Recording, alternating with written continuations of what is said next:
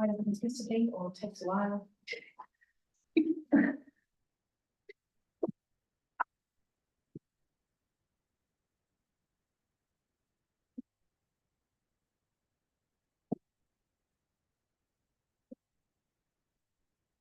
There we go. We're now streaming live.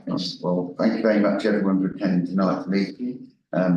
Firstly, before we start the meeting, I'd like to introduce you. You all know Becky, but I just think you should know Becky is here working with us to do the events coordinator role. And I'm sure all of you work with her sort of clearly support her in the role because she knows most of it anyway. She does lots anyway. But I look forward to you supporting her in events and what she does and helping her through this time.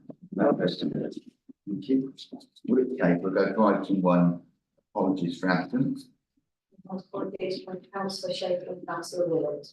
We accept those apologies. Yeah. Thank you. Decorations for interest. We don't usually have any. Most of the decorations in our we declare most. It's very unusual as anything that on the agenda. But if you feel there is, you can mention it now, or if you get an item, mention it then. Yeah. Or discuss the item. In which case, item 3, which is minutes of the last meeting, which is on the 13th of November, seems another year away. When we were all planning Christmas. Is there anything on those minutes that members wish to verify, question, or feel that you're incorrect?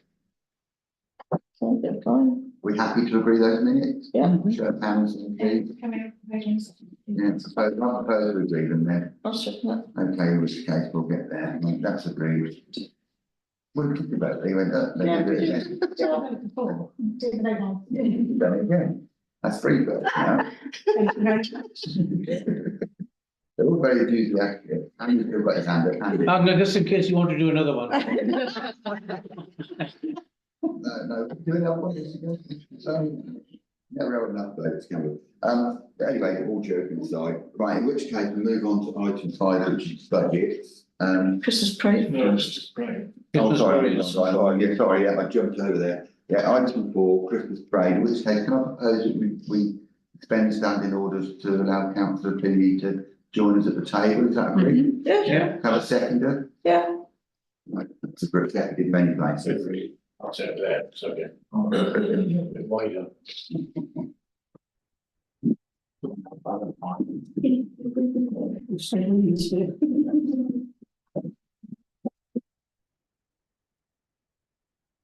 Well, this report is the religious report, I think. So, do you want to take us through the report, please?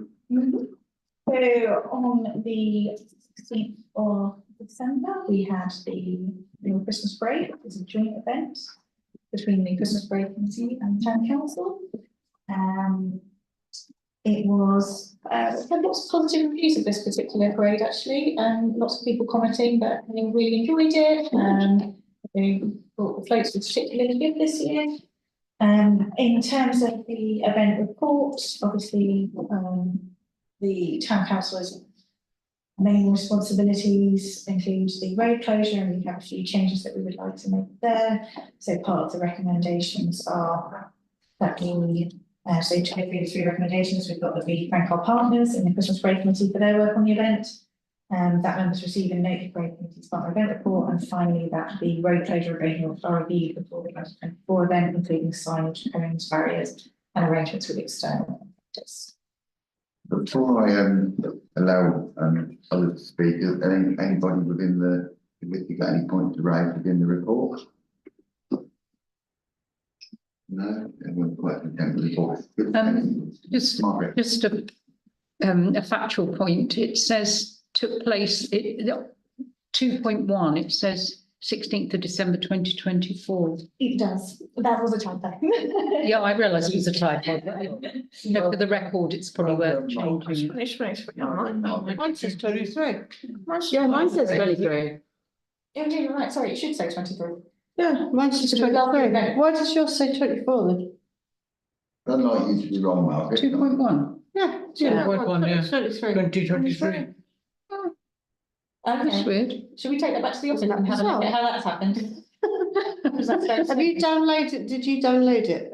Yeah. Okay, that's probably, have you, Have you corrected it? Corrected You it sent since- No. Yes, I think it's that. Oh, right. Well, can we agree that it happened? That'll be my then. it definitely happened in 2023. Is that agreed that it happened in 2023? I'm I propose that we agree I'll that. second it in 2023. Should we vote on So, it? Chairman, actually shows those of us that downloaded it late because it had been corrected. So Margaret probably downloaded it earlier than it's been corrected in the office. Hmm. And those of us that were late downloading it. Well, I've just opened it just now, that's. See, Yeah. my point exactly. Yeah. Not So Margaret's downloaded. brilliant, having it early. I think Margaret, you're an absolute star. If it wasn't for you setting our grammar, where would you be? Yes. Anyway, Councillor Morgan and then Councillor. Yeah, we're here primarily to thank the Events Committee and the Town Council for helping us do the Christmas parade. The road closures, the marshalling, putting out the cones, booking everything. I think it went really well this year. It went better than the committee was actually expecting because we had a couple of bands drop out at the last minute. So we only had one band and one of the floats dropped out and, it's always a difficult time. And I think one of the problems was it was a week later than we normally have the parade. And we do this because of the university having its exams. However, when I got in touch with the university in September, they said it doesn't make any difference now. But of course, it was too late to change the bookings on the bands and so on. But we do have a date fixed for next year, which will be a week earlier. I think will help. That'll be 2024, won't it? Yeah. No, 2023, Robin. Yeah. Yes, it is a great community event, without any shadow of a doubt.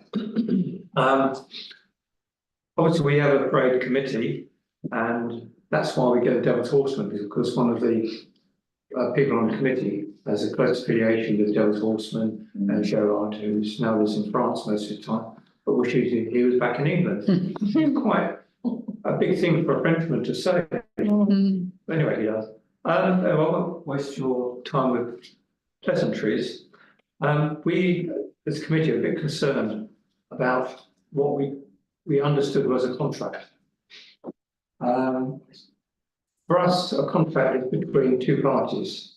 You agree the terms of the contract and you abide with them. I think what we actually had is more of an agreement, which is basically what we had before, that you would fund the Christmas parade rather than a contract.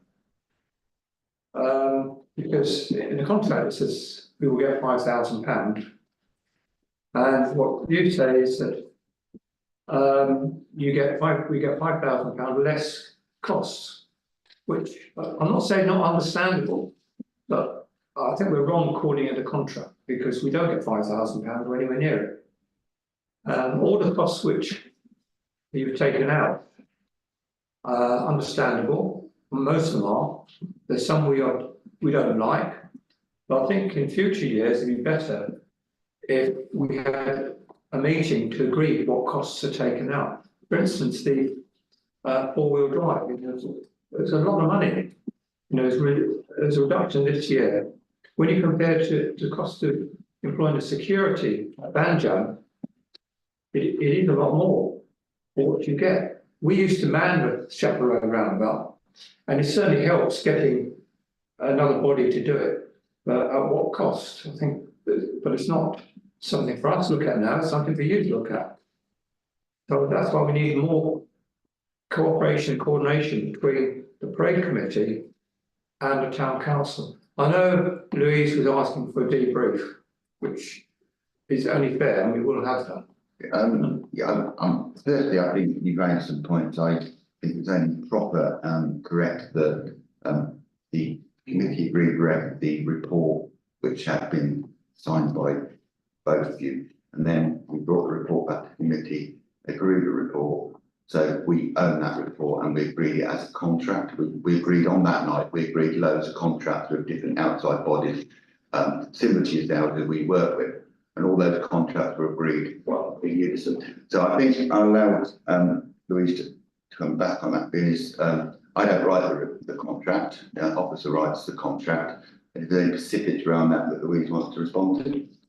In terms of the wording about the budget, from the partner events contract, 10, 8, 2 and 4, say that the council will support your organisation in the following ways. In advance of the event, book road closure, external road closure contractor and first aid for your event, and any other costs required to run the road closure safely. This will be paid from the total budget awarded for your event. After costs identified in 10AI have been paid, an email will be sent to you confirming that the bookings have been made and how much of the amount awarded remains to be transferred to your organisation towards other costs. We can continue talking about it.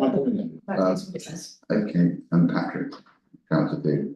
I understand what you're saying. The difficulty is that we have the manager from our end, we need to make bookings. We need to book up various bands and things. We don't actually know how much we're going to get. Right, historically, this year is going to be the 39th year of the parade, of which, you know, we've been running it for a number of years, and we've been given ourselves money to run it, and hopefully you see that it's been a success. It's a success for the town, success for the various community groups to come together, and I mean, I actually love it when the children are there and doing it. So I think, if you agree, it's a success for the town. Have we managed it in the past and we've given an amount of money to do it? We can make our bookings. I've been talking to bands today for my book dates. We don't do it, we won't get them. They're all very, very busy. And, you know, I find it really difficult because you find that money's taken out of that account without any consultation. So we've ended up paying for radios, for cones, and for a traffic management company, which previously we've never done.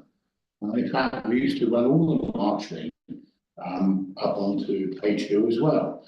So I think if we're going to go forward together and work together, we need to have that sight of what the issues are. And my question is, why is the money being taken out of the parade thing to provide radios, which presumably you use for other events? Also, we've got cones coming out of ears. Down Chalmers Road, there's cones everywhere. Whereas previously we've had cones down at the market for the entrance. All I'm really saying is that we just need to be a bit more open about what's necessary and consulting with us. So we actually know, because I don't know how much money's coming in, and we've made commitments to banks, commitments to bands, we've got to organise rosettes, we've got the awards for winners and participants, and that's what I'm just saying. Okay, I think you've raised some legal questions in which our town clerk is here as legal officer of the council, who knows the legal obligations that we have as a local authority to meet the obligations of Buckinghamshire Council's road closure order. The obligations of that puts upon Buckingham Town Council, and how we have to meet those obligations. You're both statutory councillors, you know that we have to meet those obligations. I think it's only appropriate that we allow a legal officer to town clerk respond to those questions. There are a number of different points there. So firstly, the amount that was given to the road committee, I understand, was a reasonable percentage increase on what has previously been. So there was more money given over. I do appreciate that we were a little bit late in telling you what the final amount was going to be, and I can imagine that was unhelpful. In regards to the additional costs, we have always taken those costs out of the parade committee budget. And we need those additional operatives up on the roundabout, because since Addington Way became one way, it's a far more difficult road closure. Also, the expectations on us as a town council as to what is a safe road closure are getting tighter and tighter. And I am absolutely convinced that we need to put these measures in place. Absolutely. And as we are responsible for road closure and it's got my name on it, it will be me that is in court if something goes wrong. So I stand by the fact that we need the cones, we need the barriers, we need the signage. They're important to do the job properly. I also think that maybe we could communicate better earlier in these conversations with you and have these discussions for as partners. And that's possibly something we've got into a habit. If we do, this is how we operate, and we don't really need until the end. And actually, maybe we need to be a little bit better earlier. I'll be with you. But I won't go back from the fact that that road closure is ultimately my responsibility and I will make sure it is done properly. Yeah. In regard to the radios, which is a specific thing that you mentioned, the road closure is by far, the Christmas parade closure is our biggest event.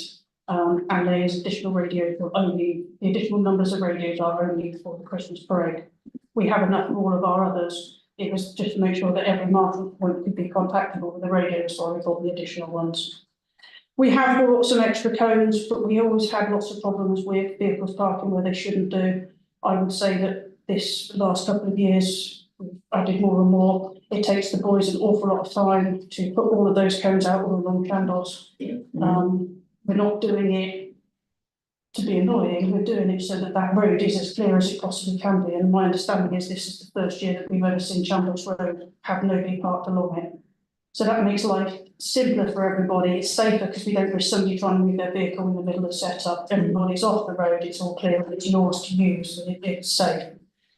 So while I can understand that it was probably an annoyance to see that, we will benefit from that investment for years because they're not just going to be used for this one event. We will have them for, they provide we look after them, they will last a long time. You made a number of other points. Is there anything else?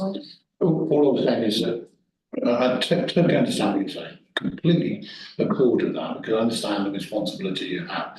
All I'm really saying is does that have to come out of the parade funding? Because I'm sure it's going to be used for other events. That's one question. Going forward, presumably you won't be buying any more radios, you won't be buying any more cones.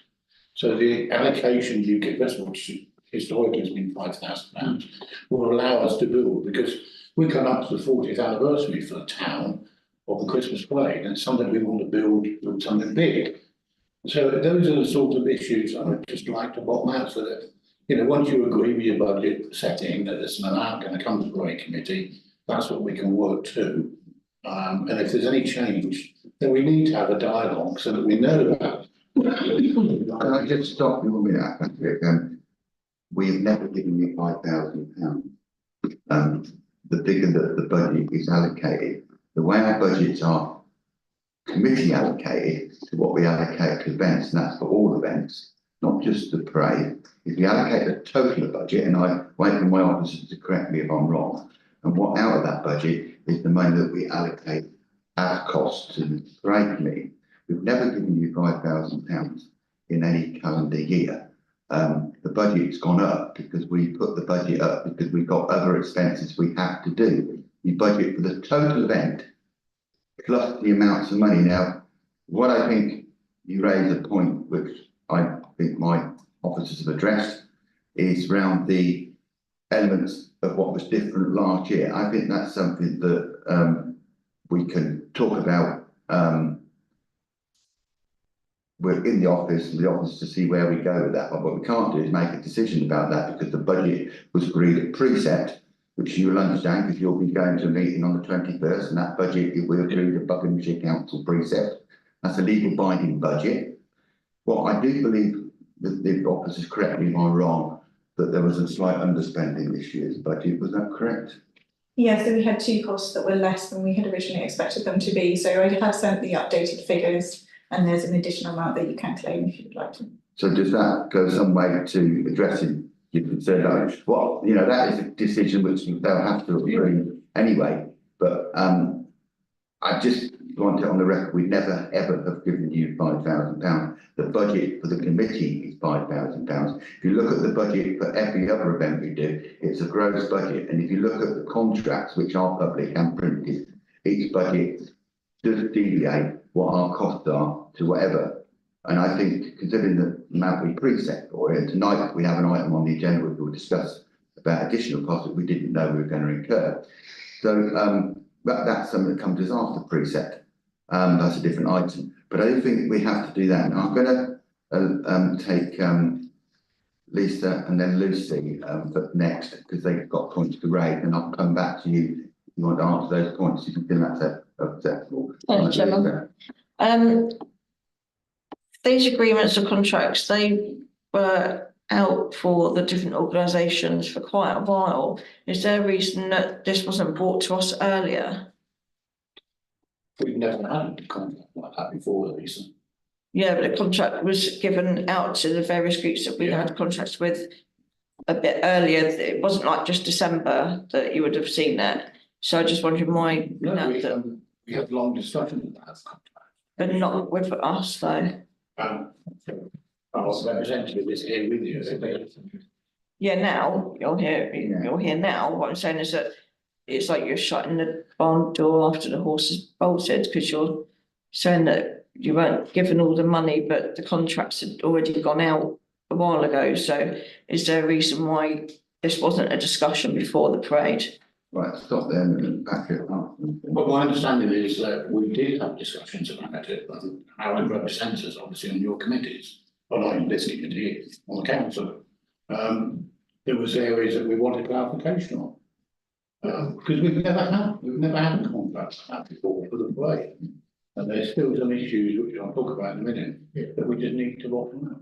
In fairness to the town council, you also I'm had going problems with you to take, insured. Howard, I'm going to take Lucy's been. I was going to say you had problems with you insured. Yeah, I'm going to let Lucy respond, because they've been waiting patiently to speak and I'll stop them. So Lucy. It was just in terms of moving forward, obviously you've still got valid questions and stuff. Might it be an idea to schedule in a budgeting meeting and say for the next parade, and I don't know how long these things take to plan, and say August, September, October, where the town centre and events committee can say, this is what we need to spend, or this, and this is how much you're going to have left, so that it's not going to come as a shock or a surprise, and you're just going to have a little bit more prior warning, because it seems like from what everyone else has said, again, I may be wrong, it's not going to be, here's £5,000, do with it what you will. There is going to have to be, Buckingham Town Council got legal obligations to organise some parts of it. That's going to happen.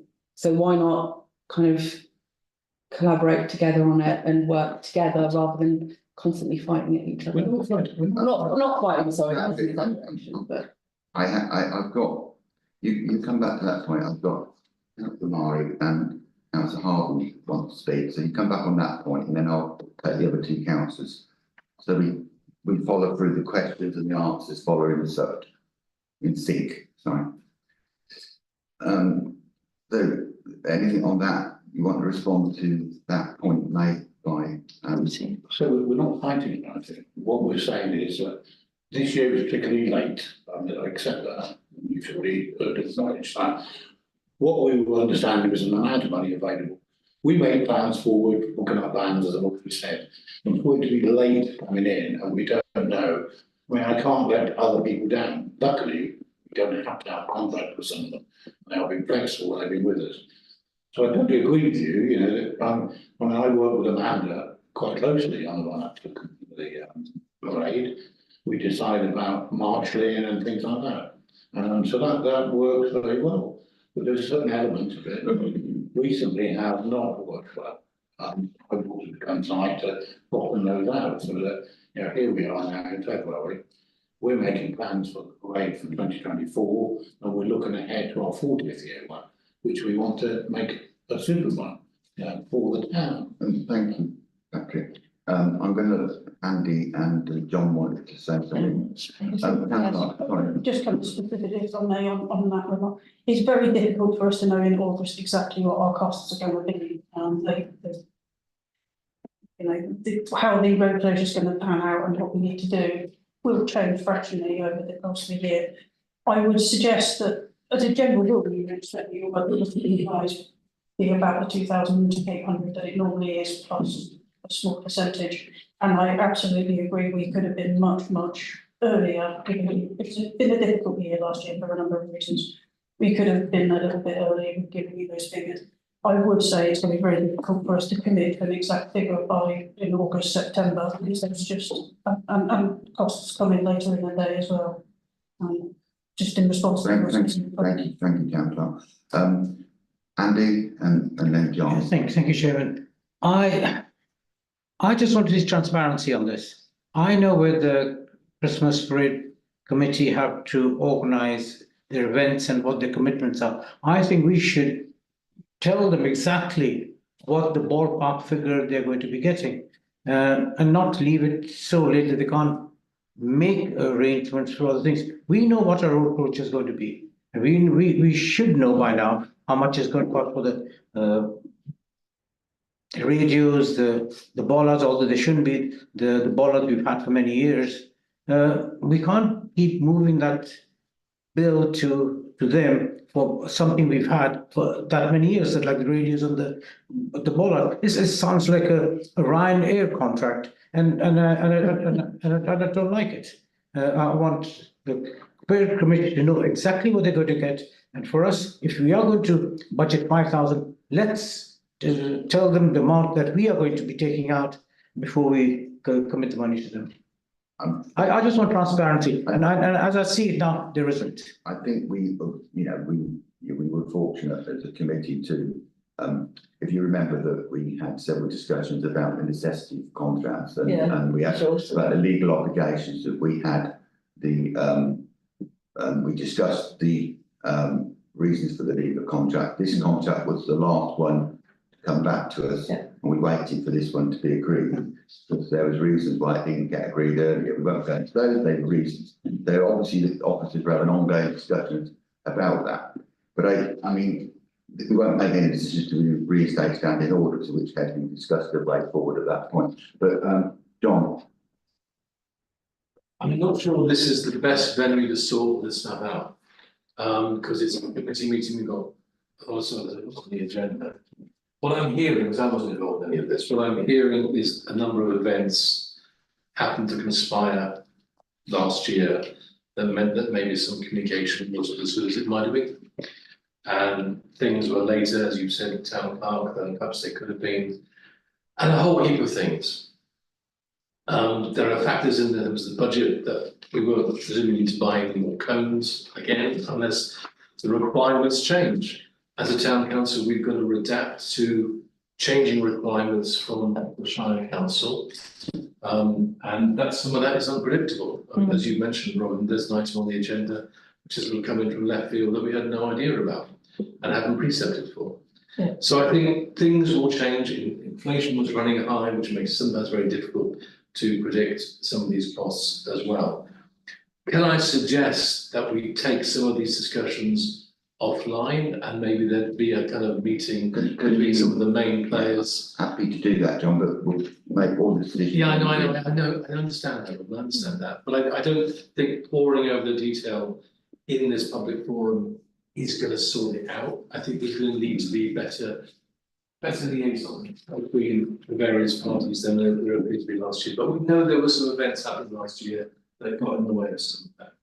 So I would say let's move on. And this all coming 49 minutes to a year. I'm going to take Margaret, she's been patiently waiting, and then I'm going to come back to Patrick and Howard to respond to the points being made. And then with the committee's agreement and if the town clerk anything additional to add up at that point, and then we'll reinstate standing orders and discuss how we go forward. We're happy with that. Yeah. Margaret. Yeah, thank you very much. Just really to say, because the way we've had this discussion, I just wanted to affirm the parade is brilliant. It's brilliant for everybody. I think people enjoy participating, people enjoy watching. So I know there may be some issues around the contract, but let's forget we've got a brilliant event there. And thank you so much to all the people who work both on the parade committee and our events team and our green spaces team, everybody working together to put on a fantastic event. And a really important event to bring our town together. So thank you for all of that. Concur with that, absolutely. If there anything additional, both councillors attending on the parade committee wish to add to the conversation, which is addition to what we've already said, not going back to where we've been, but if it's additional, I'll take it. I think John's right, I'm happy to discuss offline on this committee. But I just think we need to really come together on it, because Margaret, we had a discussion, I had some people discussing about that the mayor should be at the front of the parade. We're not snubbing the mayor, anything like that. We had a proposal which we put in place some years ago, a pre-parade, which represents something that's happened during the year. So this year we had as you know, Concord, because it was their 40th anniversary. And we had various events like that, the pre-parade, and then the main parade follows on behind them. That's not a snub to the mayor or anything like that. That's purely how we did it, the logistics to it. So that really works. I think there's a couple of other things, and I know Louise and I have had some discussions about this. That, you know, we have to work with the community. And the community in Chandos Road is important, both to us and the town.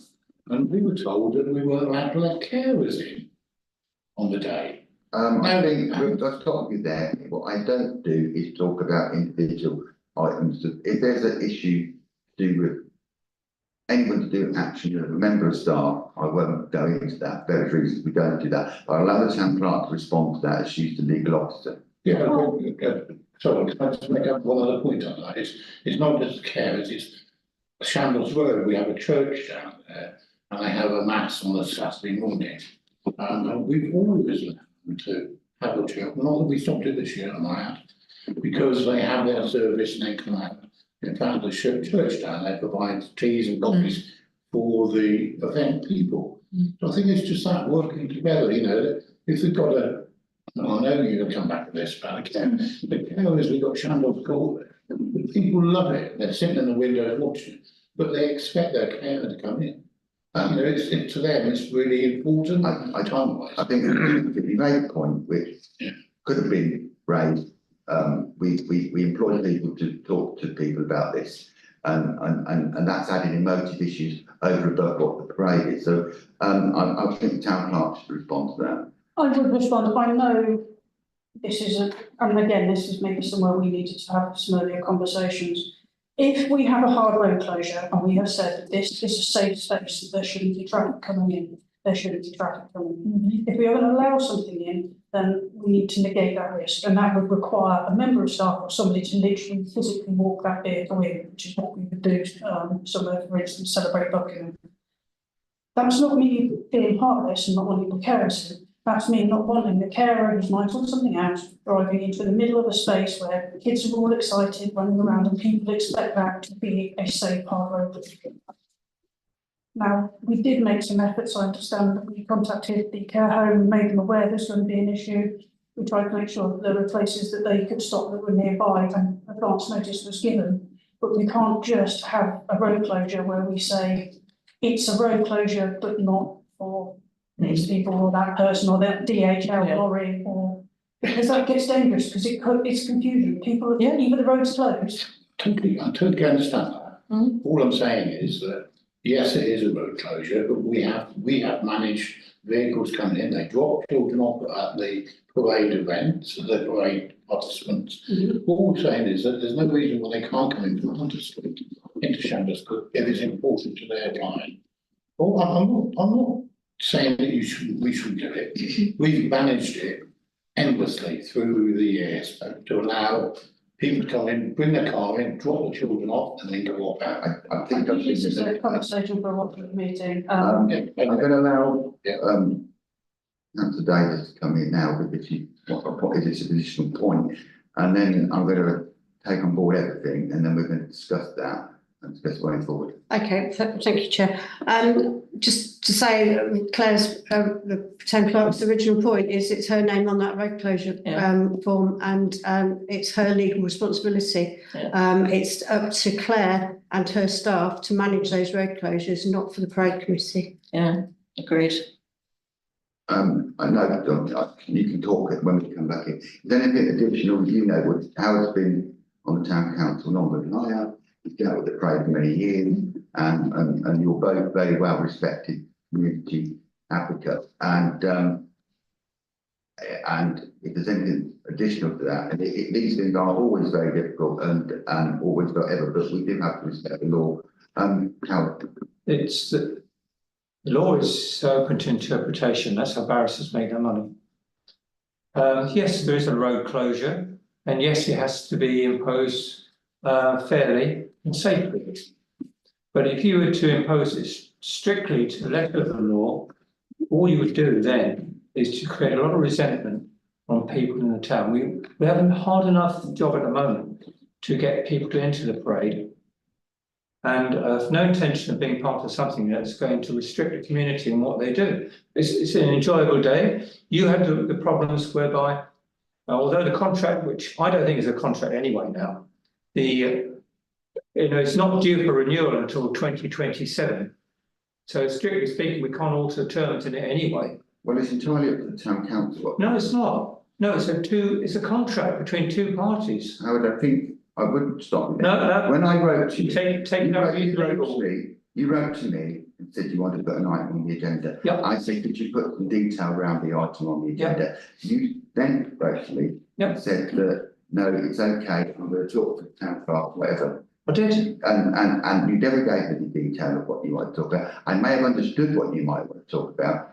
And I think we've gone quite a long way further from that. Yes, ma'am. All I was going to say was that there was unknown problems that the town council had through the insurance, because although the contract says you will insure us, when it came to the nitty-gritty, Aviva wouldn't do it.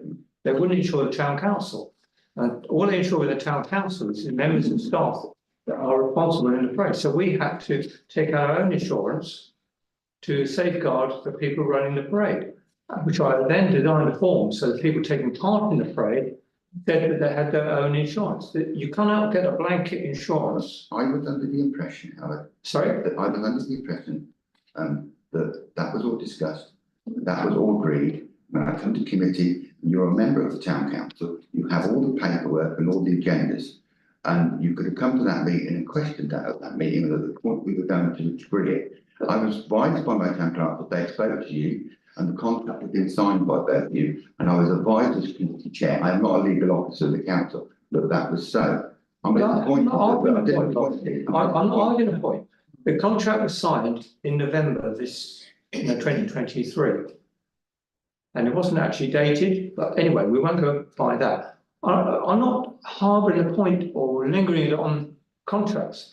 All I'm saying is that we go forward together and we just have discussions that Cllr and myself have had, and with Louise and the committee. Right. We don't go forward at all with you. You had quite a good say, and I think you've raised loads of points that my committee members and officers are going to take into consideration. There's been points made about, and you know why many of this is, you are a member of the town council, and you do know what's been going on in the interim, and I'm not going to discuss that, and you do know what custom and practice is, and I haven't put a number of years experience this amount of challenge, because there are plenty of opportunities to discuss it with these things before meetings, to come forward with recommendations. But you know, as a long-standing councillor, the way councils operate is through recommendations and officers' reports. And that's the only way this committee can operate, the only way Buckinghamshire Council operates, which you're both members of. And you wouldn't expect us to operate out of variance to legal documents. So I thank you both entirely for the effort you've put in it. I'm relieved document or it's not. No, I don't think it's we're legal not solicitors. And that's that. I'm not a solicitor. And I'm not a solicitor. Well, I've been involved in legal contracts. Well, good for you, but I'm not a legal solicitor. I'm a chairman of the committee, and I don't wish to argue with you. But I'm not bothered I don't about argue legal about legal contracts. All I want is a spirit of cooperation to go forward. That's all I'm asking. I think we will get there, Howard. I have to defend the office, I have to defend the officers, and I have to defend the parade, and I have to do that. It's quite a difficult balance, you know. And I will thank you both for the both work that you've done. Thank you for what Margaret said, which was the best words of the evening, I felt. That I thought the Christmas parade was an absolute success. I felt it offered so much to the community which they gained from, which it's been a very difficult financial year for everyone, and including the councils, local authorities, and the public. And it was a wonderful thing. And I'm not going to take it, John. I'm a reinstate standing order. And you know, it's unfortunate that those issues are, but I think we will come to an agreement after the reinstate standing orders on how we're going to proceed. And I thank you for the points you've raised. It's important that you've raised them, and I think that I hope that members will do is agree that there'll be a further meeting after this to iron out the points which have been raised around the legal text and responsibility of the council, the obligations to the parade, or whatever. But I can't speak for the committee because it's up to the committee to actually do that. But most importantly, we are awfully grateful for everyone who's voted in the parade. And we're so grateful that every year the town council does all it can to preset enough money to cover the cost of it. A member happy that I reinstate standing orders. I'll second it. First, second it, right, for those in favour?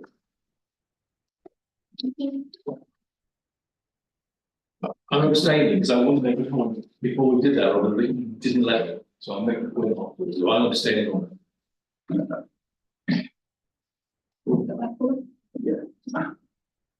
I'm sorry, I did say that I was going to take everything else. I'm the opinion, John, but I won't, whatever, you can make your point now. Right, my point is, does it have to be the town council that organises the road closures? Or can another body do that? Another body can do that. I wouldn't recommend it. It's very difficult. It's a really complicated road closure. It is, for sure. But one way we can resolve Thousands of people, No, no. multiple entry points. It's One at a time. complicated. I mean, it would be a weight off my mind, but that's not the point. I think the safest thing to do is that it is organised by ourselves. just to respond to that, absolutely hear what you say, of course, Claire. But it strikes me that some of the difficulties of the communication in the last few months has been around that. So one way would be for the parade committee to be responsible for organising all of that. And then they have the money and they can and do it all.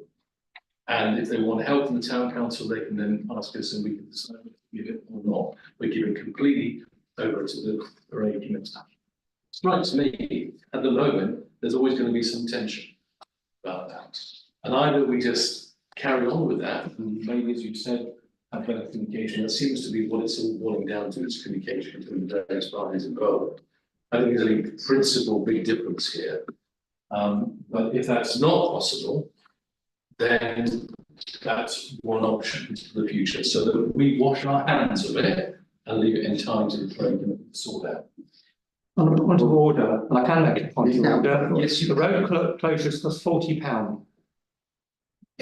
So if you want to terminate the Christmas parade for the sake of £40. No, you can't make a point of order, then come in to make a proposal. You're not making a proposal, I'm not making a proposal, I'm just giving you a point of information.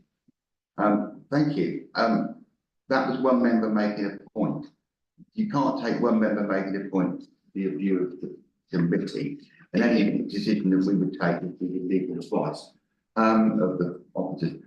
Thank you, Robin. So with John's suggestion, I kind of like it in a way, because we would save a lot on staff costs, because staff costs is a lot of our budget on events. And if you think about all the people that we wouldn't have to pay just to do this road closure, we would save a lot of money. I fear that we're going down the opposite route to what your 2 points initially set out to do, which was to work collaboratively, because we've gone from let's work together to if you don't want to work with us, we'll pull out, or fine, you have it all. And it just feels like we're not going to move forward tonight because there's a lot of high expressed emotion. It is an emotive thing. It's a fantastic event. I took part in that event when I was 4, 5, 6, 7, 8 and 9 years old. You know, it's a really important part of the town. Everyone cares about it. We all want it to go ahead. But I think at the moment, discussions aren't going anywhere. And if we carry on talking about it, it's just going to end up even worse than it was at the beginning. Can I make a proposal? No. Oh, okay. I'm not having a proposal, I'm just going to speak from the chair. Having done this, chair this over many years, you have periods when you do events that when they issues arise. And the first sensible thing when you have issues arise is not to make decisions upon the cuff. You make decisions based upon knowledge, evidence, and evidence-based decision. No good decisions are made immediately. That's not a logical way to do a council. Members made a proposal, which is fine. I will make an alternative proposal, which I think is the logical and professional way of going forward, on the respect of all parties involved in this, and while respecting the heartfelt concerns, which have been expressed by the members of the Trade Committee, one being a member of this town council, and that I'm going to propose that the sensible way forward is that we agree tonight that points been raised will be gathered in for the minutes, that there will be a meeting arranged of the town clerk and the deputy town clerk to take these issues seriously, which have been raised, look at how they can be mitigated against, look at how we can work positively to resolve those issues, and not remove the emotive from it. But I don't really believe that was the intentions tonight, was to be emotive. I think it was meant to be positive, and I take it in that spirit. I've been in a lot of meetings when things can get steered, emotions can steer to the wrong decision. So I'm proposing that's the way forward. I'm looking for a seconder. If that isn't a second of that, in which case I'll move to the vote. So what is this, what we're waiting on? The proposal was that we allow the town clerk, deputy clerk, to have a meeting with the both the principal people today in the meeting, Councillor Morgie and Councillor Feely, to work through strategically, professionally and legally through the points that they raised and the financial issue to address them in a proper, logical, professional manner. Did the chairman of TCNE not want to be? Oh, I will probably be present at it. And also the vice chair, do you think that'd be okay? If I can add to that. Okay, that's fine, but I don't want to have another committee meeting. No, yeah. No, I'm not trying to get in the way. Are you looking to add to your motion? I think that it would be up to, I think if we have that meeting, we can discuss who attends that meeting thereafter it. The principal thing is the legal officers meet, and that's what I'm doing now. We can discuss who attends that meeting as a secondary consideration. I think I'm quite interested in it. And if I'm not interested in it, my deputy chair would be, and that's how it works. So let's do that. Is that a proposal that we move on that basis? Because I don't want to put any more heat into this than this. Reiterate what I said at the beginning. Thank you very much for supporting the Christmas parade. That's why I came here in the first place. Yeah, that's for the basis that I'm putting that proposal. Is that agreed? Or? Yeah. Right, I'll move next business, and before we close it, thank you very much for both coming and airing your views. Oh, and So John, that's in the room, isn't it? Always. yeah, Get and out in John. the open, so not there. Point of order, Chair, we have got 3 recommendations in the report which we've yet to discuss. I've moved that on, that's an additional recommendation. If we haven't agreed yesterday. I know, we're going to move on to that, but we haven't set one thing before we can move on to the other things, okay? I'll chair the meeting, that's okay. Right, thank you. In which case, thank you very much. We'll move on to the recommendations on the report. Are members happy to agree them in block? Yeah. Yeah. All those in favour proposed by Councillor Day, seconded by Councillor Murray. All those in favour? Thank you. are you glad you came? No, I think nothing said about that, please. People have got the right to view. It's how we deal with I that. didn't say anything. I'm not saying that. Okay. In which case, I'll now move on to item 5, which I overshot earlier, which is the budget. If members want to take a brief amount of time to look at this, it's the last time we'll see these budgets, which is, you might have some questions because it's the end of the financial year, and it's important that you understand what is in those budgets and what the outcomes of them might be. There are some underspends and stuff in there, and some overspends maybe. So members take a brief moment to look through those figures again.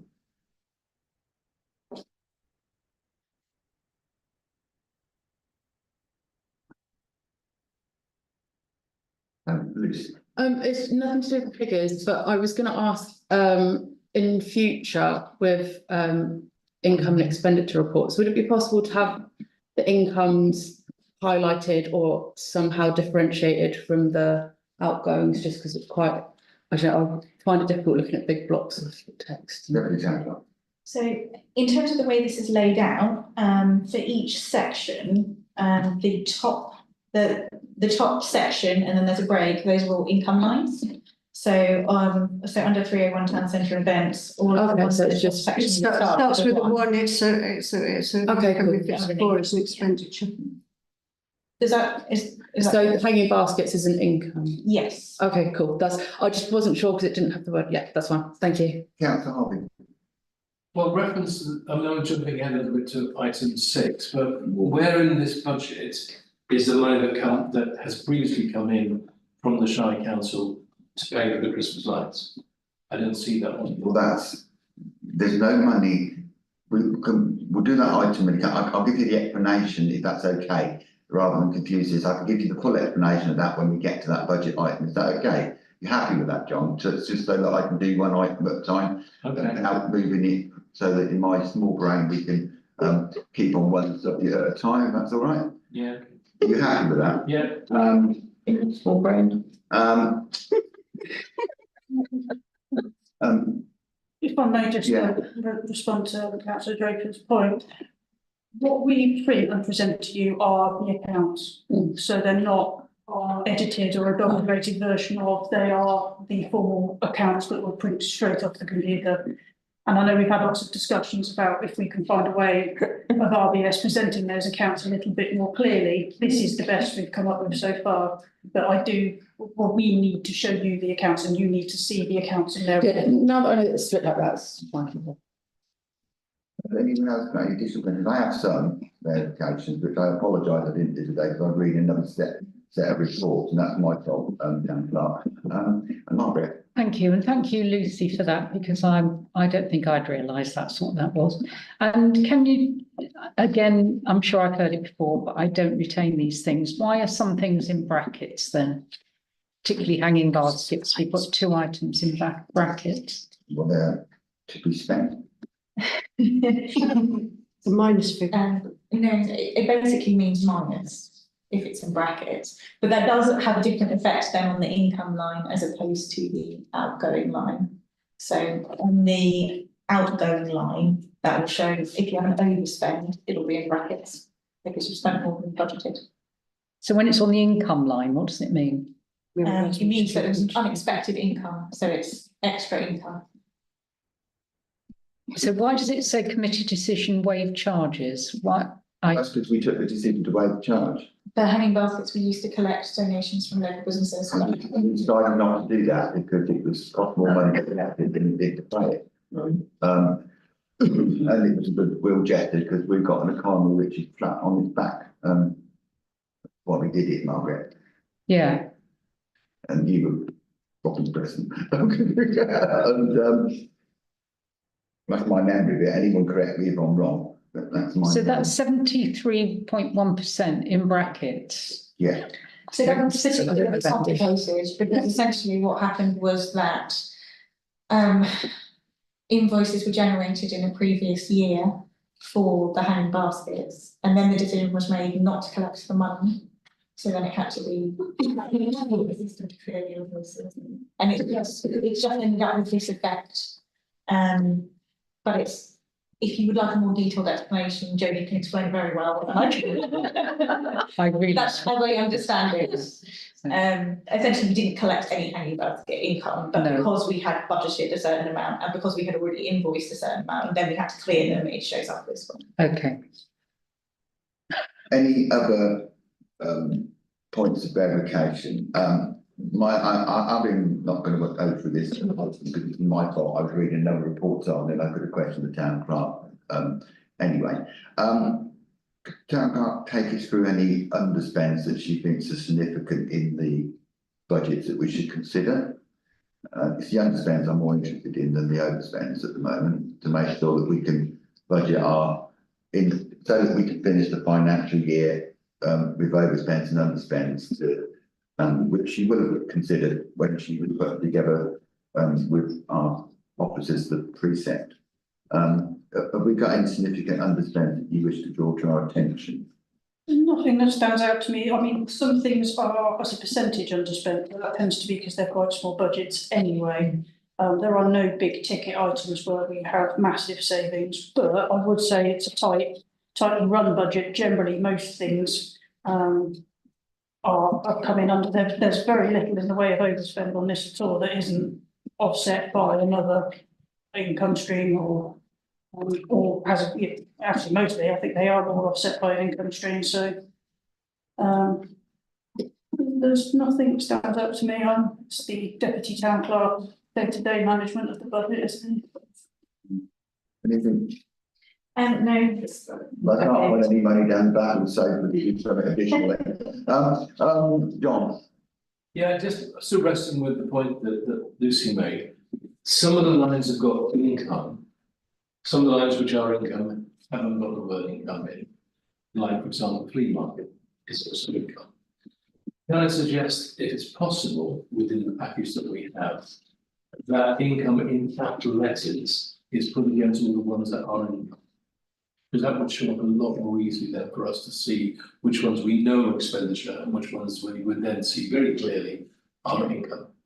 I can speak to, sorry, Chair, I can speak to Jodie about our options for doing that. One of the issues is that if we change the name of an income line, we've changed that income line. Yeah. So that it then reference back.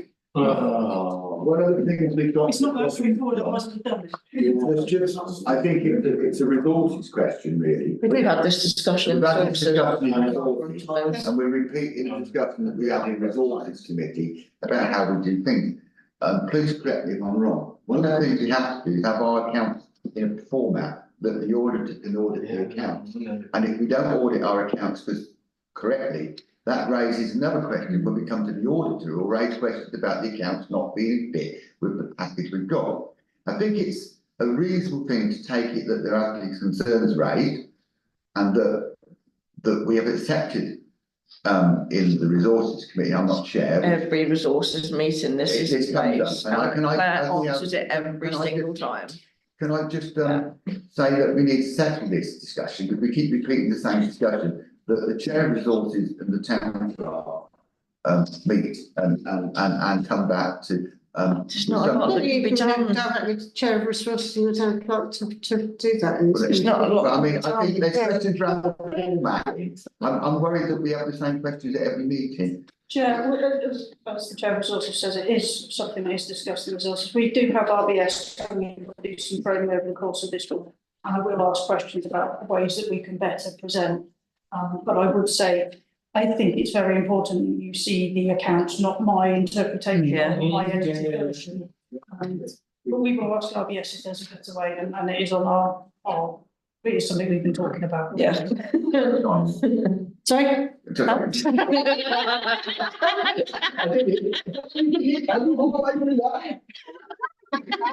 Yes, Chairwoman. You read me.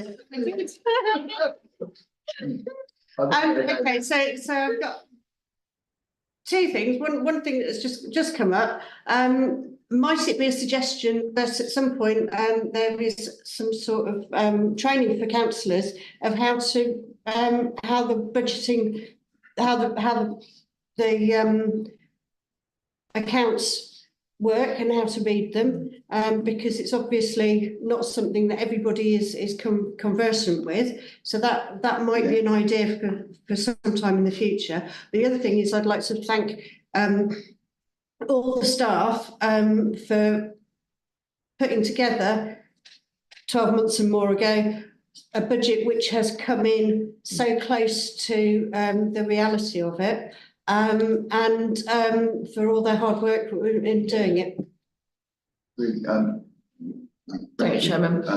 Because this is discussed at every resources meeting, what's also discussed is if anybody wants to go and sit down with Jodie and talk about like how things like are printed off or whatever, Jodie's always open for a councillor to go in and have a chat about the budgets, isn't she? We all are. Yeah. I'm always happy to talk you through anything. I want you to understand it. Yeah. That's important. So if you're able to, have questions, just give me a ring or leave anybody really. Thank you, Chairman. I agree with Councillor Donny. Anybody who wishes to discuss the accounts, fine. I trust the town clerk, I trust the office, and when it comes to committee, I don't really have any issues at all, because I take it on faith that they've checked it and they presented it, and as far as I'm concerned, it's right. Great. Has anybody got any additional questions? In which case, are we happy to move on to the next item? Yeah. Whatever. And thank you again. It is a good point that Councillor Davis raised, and I don't be careful because that's like being another chairman. It's a private joke to you. That we do, are lucky that we got in on budget, which shows how good our budgeting is on in the round, but we need to do that. Yeah. When maybe most other people looking down the country are not coming into whatever. When you look at the scale of the events that we do now, to actually come in on budget and do all those events and for our team to manage to do that, that is no small feat to achieve. When there's all those unknown variables which are coming in and we have to deal with them on the hoop, and we have to make whatever, we have to make changes and change purely like that. It is like, can we, I propose it, record in the minutes again this financial year, that we record our thanks to the office staff for producing the votes throughout the year and manage to bring them in on time. Yep, agreed. Thank you. Okay, well, we'll move on. And this is to do with the letter to do with the Christmas lights and the Christmas tree. Yeah, the motion. Yeah, this is a motion to do with the Great Fire of Buckingham. No. No, Christmas lights. Christmas lights. Christmas tree. Christmas tree, yeah. Can we read the correspondence and discuss the outcome of that? This is what Councillor Harvey referred to earlier. I think it's very fair that I take Councillor Harvey first. I stopped and talked about it in the early item. Is that all right, John? Yeah, my question is, where does this 2,650 appear in our budget, or do they just do it anyway? I can answer that. It isn't in our budget. We budget and have done for a remarkable amount of years. We put together a resource package of lots of lights, and we fund all the additional lights in the town. And we have Councillor Murray behind us, chair, I behind the chair. We've grown the lights for the budget. We do not fund the Christmas tree. So who puts the tree up? Buckinghamshire Council put it up last year. Buckingham District Council is starting to put it up because it's their contribution to the town's economy and the lights. What the problem is, and the reason it's on the agenda is because they wrote to the council and we had no correspondence. That I received correspondence with Buckinghamshire Council notifying me that they were no longer going to fund lights in Buckinghamshire. And then I felt that being that's an extraordinary expense that we didn't budget for at present, and our officers had a letter telling us that we would have budgeted £2,000 in the light budget, we would have had a discussion in committee and we would have decided how we allocate or make our committee with that allocation. So this leaves us with a quandary that we are now going to have to look at our budgets for the preceding year. I don't want to make a decision on it. If I bring back a recommendation, we'll have to be kind of proceed on that.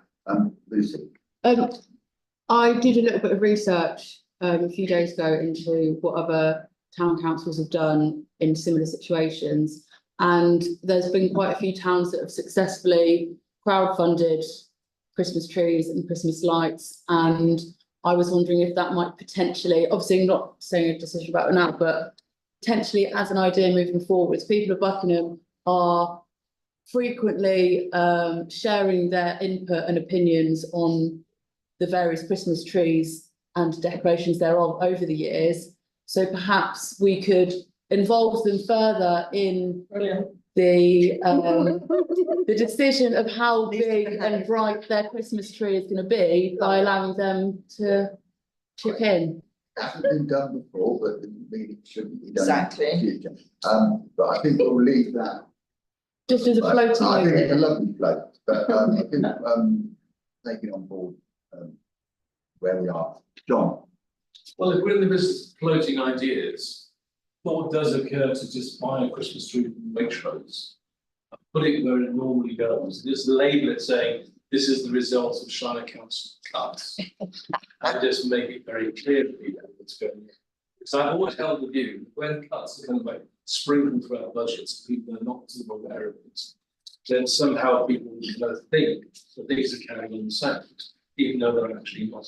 And certainly from my own personal experience, you know, we know how various things have been shaped in many public services, till the point where it just becomes very, very difficult for people who need those services. And I think sometimes what we need to do is say, no, that bit has gone completely. But also Lucy's idea would work too, because it would again highlight a budget that we know that has been shaved very obviously from the Shire Council doing stuff in the town. But I'm personally also just buying one from Waitrose. So other suppliers of Christmas trees are available. Not necessarily as expensive as Waitrose maybe. It could be deemed that we were overspending. We would need to get 3 quotes, etc., wouldn't we? I think it's possibly, playing a bit of devil's advocate here, possibly a little bit unfair saying that it's the Shire Council's fault. I think it's actually the government's fault, going back over the last 14 years, because they have cut and cut and cut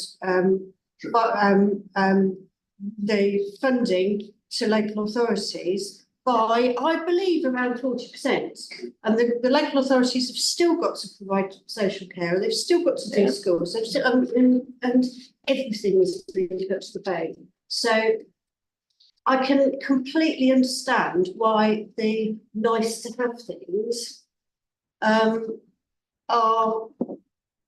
going, really. And I think that throughout Bucks, we were one of the only towns that was getting, we were one of the only, we weren't the only, but not every town got a Christmas tree from the ABPC or the county council. I believe Cheshire has always funded their own tree. And I think Winslow fund their own tree. No? No, I don't know. I think what happened, there was an out of Vale contract, right? The out of Vale contract run on to the new authority. There are customs and practices in South Buckinghamshire which have been nothing to do with North Buckinghamshire. So in some ways,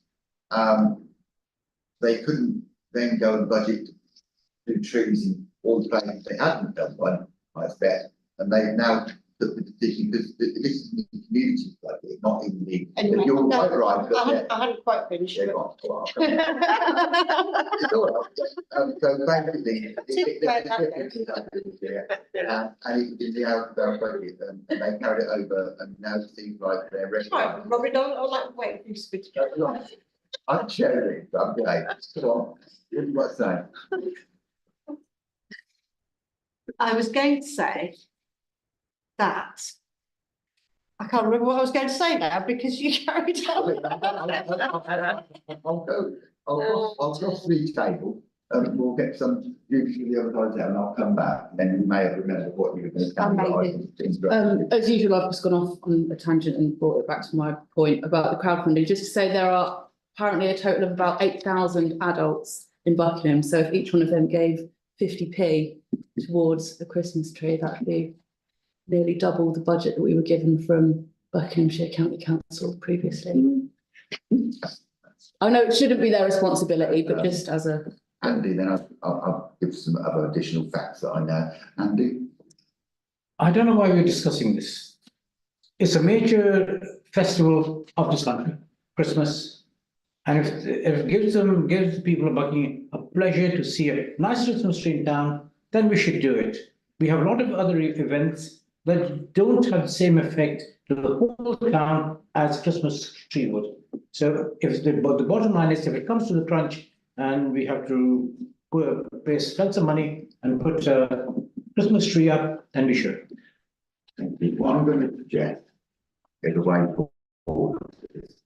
We've got a letter today. In that letter, it states about community board funding. And it states that we can apply for a grant. And I don't think it's sensible to go down. This year, we'll have already levied a precept on people to go to do a particular thing that isn't the basis. I'm going to propose that we ask officers to go away and look at our budgets. They also go away and have discussions around what the proposal and the validity of the proposal that the community board would fund or part fund something, and then come back with a recommendation based around our liquidity of our budgets within Christmas lights against where we are, because this financial year, this is something that we have to look at. In the preceding financial year, I'm probably with Councillor Murray that we have to look to precept to do this because it's such an important occasion for the children. And I regretfully say, and I did, for information, go back to the cabinet member, and my understanding is no other place is getting Christmas lights apart from High Wycombe.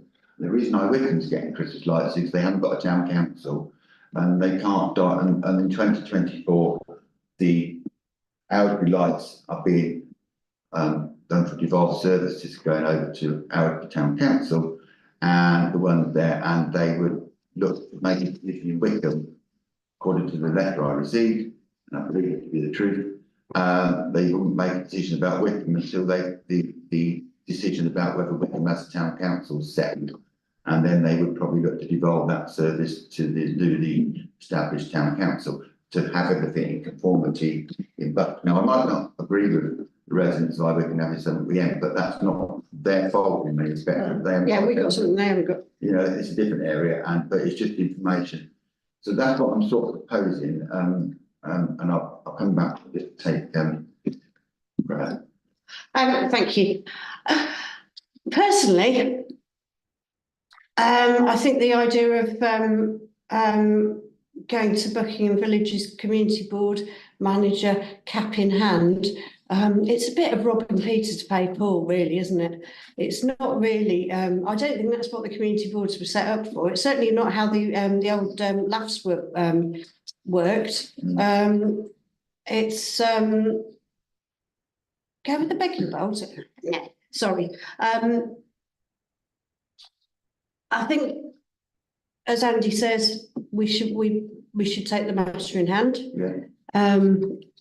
And we need to work out a way forward with it. I really don't think going to the community board, it doesn't sit right with me, shall we put it that way.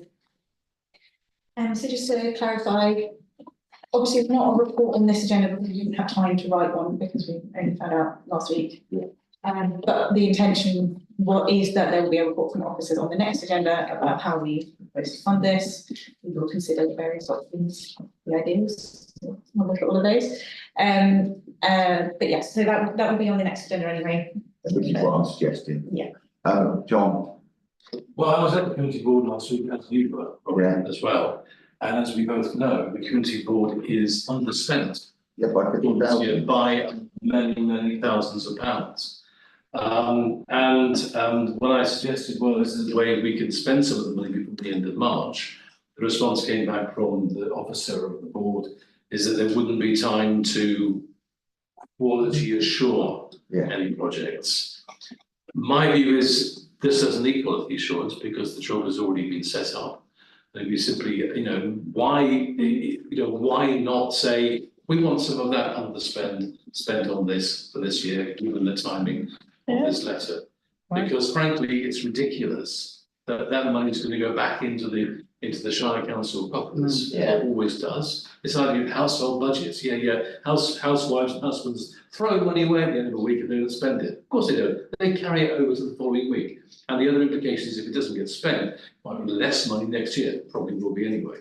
So my view is we need to make an urgent request to the community board saying, given the underspend, given the lateness of this notice, and given the fact we've already made our precept and therefore we can't suddenly magic up this money, we would like some of that underspend. If it needs to be, we'll create a little quick project plan and get that sorted. I don't see a reason why that shouldn't happen. I'll second that, that's a proposal. Oh, Louise, it's been seconded, so we have to go, but Louise? So there's a motion on the table for this agenda item, so if you would like to propose an amendment to the Yeah. motion, we can do that. Yeah. But it can't have a completely new proposal. It has to be in keeping with the spirit of the motion. Not counter-virus or anti-virus, whatever the expression is. New word there, right? Well, let's make it an amendment to the motion. Yeah. Propose to amend the motion, yes. and so but at the end of it, and we approach the community board with a view to saying some of the underspent for this year is used to offset this late, very late decision. I'm happy to second that. I'm very happy to take that vote, but I do think that it's important that whatever comes out of that, as we're advised, if it's taking the content of the principle that a report will come back, because will be recommendations. We have to, at that point, know what it would cost to install it, what it would do, and whether we'd use the preferred contractor that they were using, or whether we'd find our own contractor. And there's all those things to take into consideration. I can assure you, putting a tree up in the town centre is not an easy job. You have to get a proper lorry in there. It's not something that our staff are training for. Yeah. It has to be done properly. You can't just lob a tree in a hole and put lights on it. I'm afraid it has to be done for safety's sake. Yeah. And though I absolutely think that's worth doing, I still, in my bones, think, like Councillor Murray and Adonia, that in the end we'll end up funding it. But I'm happy to take that to a vote. Those in favour of the amendment to the recommendation?